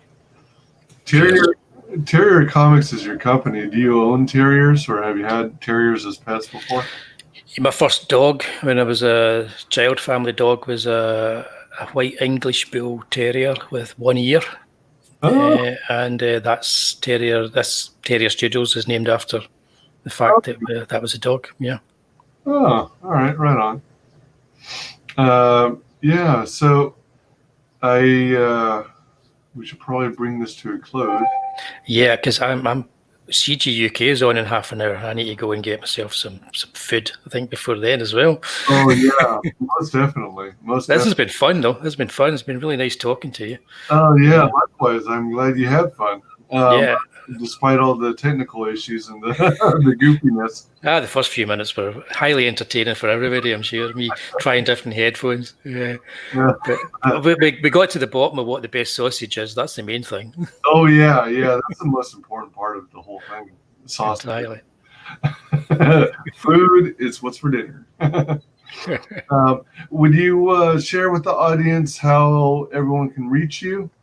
Well, my Twitter at Crawford_Hazle, which you see there. Twitter is the one that I use the most. I don't do drama on Twitter. It's all just promoting stuff and showing my stuff and all that kind of stuff, you know. So it's a good time if you're following me on Twitter. Nothing mental happening there. And you can also, if you just type in AILSA Dark, it'll probably take you to various places, but Twitter's where I would do most of it. If you're on Facebook and you search for at AILSA Dark, you'll find the AILSA Dark Facebook page as well. And there's a Terrier Comics page on Twitter, on Facebook too. But yeah, come to my Twitter, and then that's the best place to find me. Right on. I'm getting too old to be checking every single social media every day, you know. So Twitter's the one I check every day. Instagram once a week, you know, that kind of thing. Yeah, it's exhausting trying to manage so many different platforms all at once. You can find me on Twitter as well. I'm at WyzGyz Tweets. I'm on Twitch at WyzGyz Twitches, and on YouTube under WyzGyz Entertainment. Please like, comment, and subscribe. I do all kinds of videos about pop culture. As of late, I've been doing a whole lot of promotion of ComicsGate books because I want to see them fully funded and to succeed. Please go to the page for on Indiegogo for AILSA Dark, Werewolves and Bampots, the conclusion. Get yourself on the sign-up list.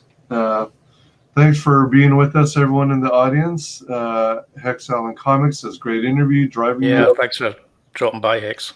Yeah, thank you all for being with us and for learning all about this awesome book and this incredible creator. We've got Scotland represented by Wooly. And I thank you very much for you coming on, Wooly. I hope to have you on many more times in the future. Thank you, sir. Especially when you go live and everything. Oh, awesome. Definitely. Wouldn't miss out. Yeah. And so thank you all for joining us. We are closing down today. We are ending the broadcast in 3,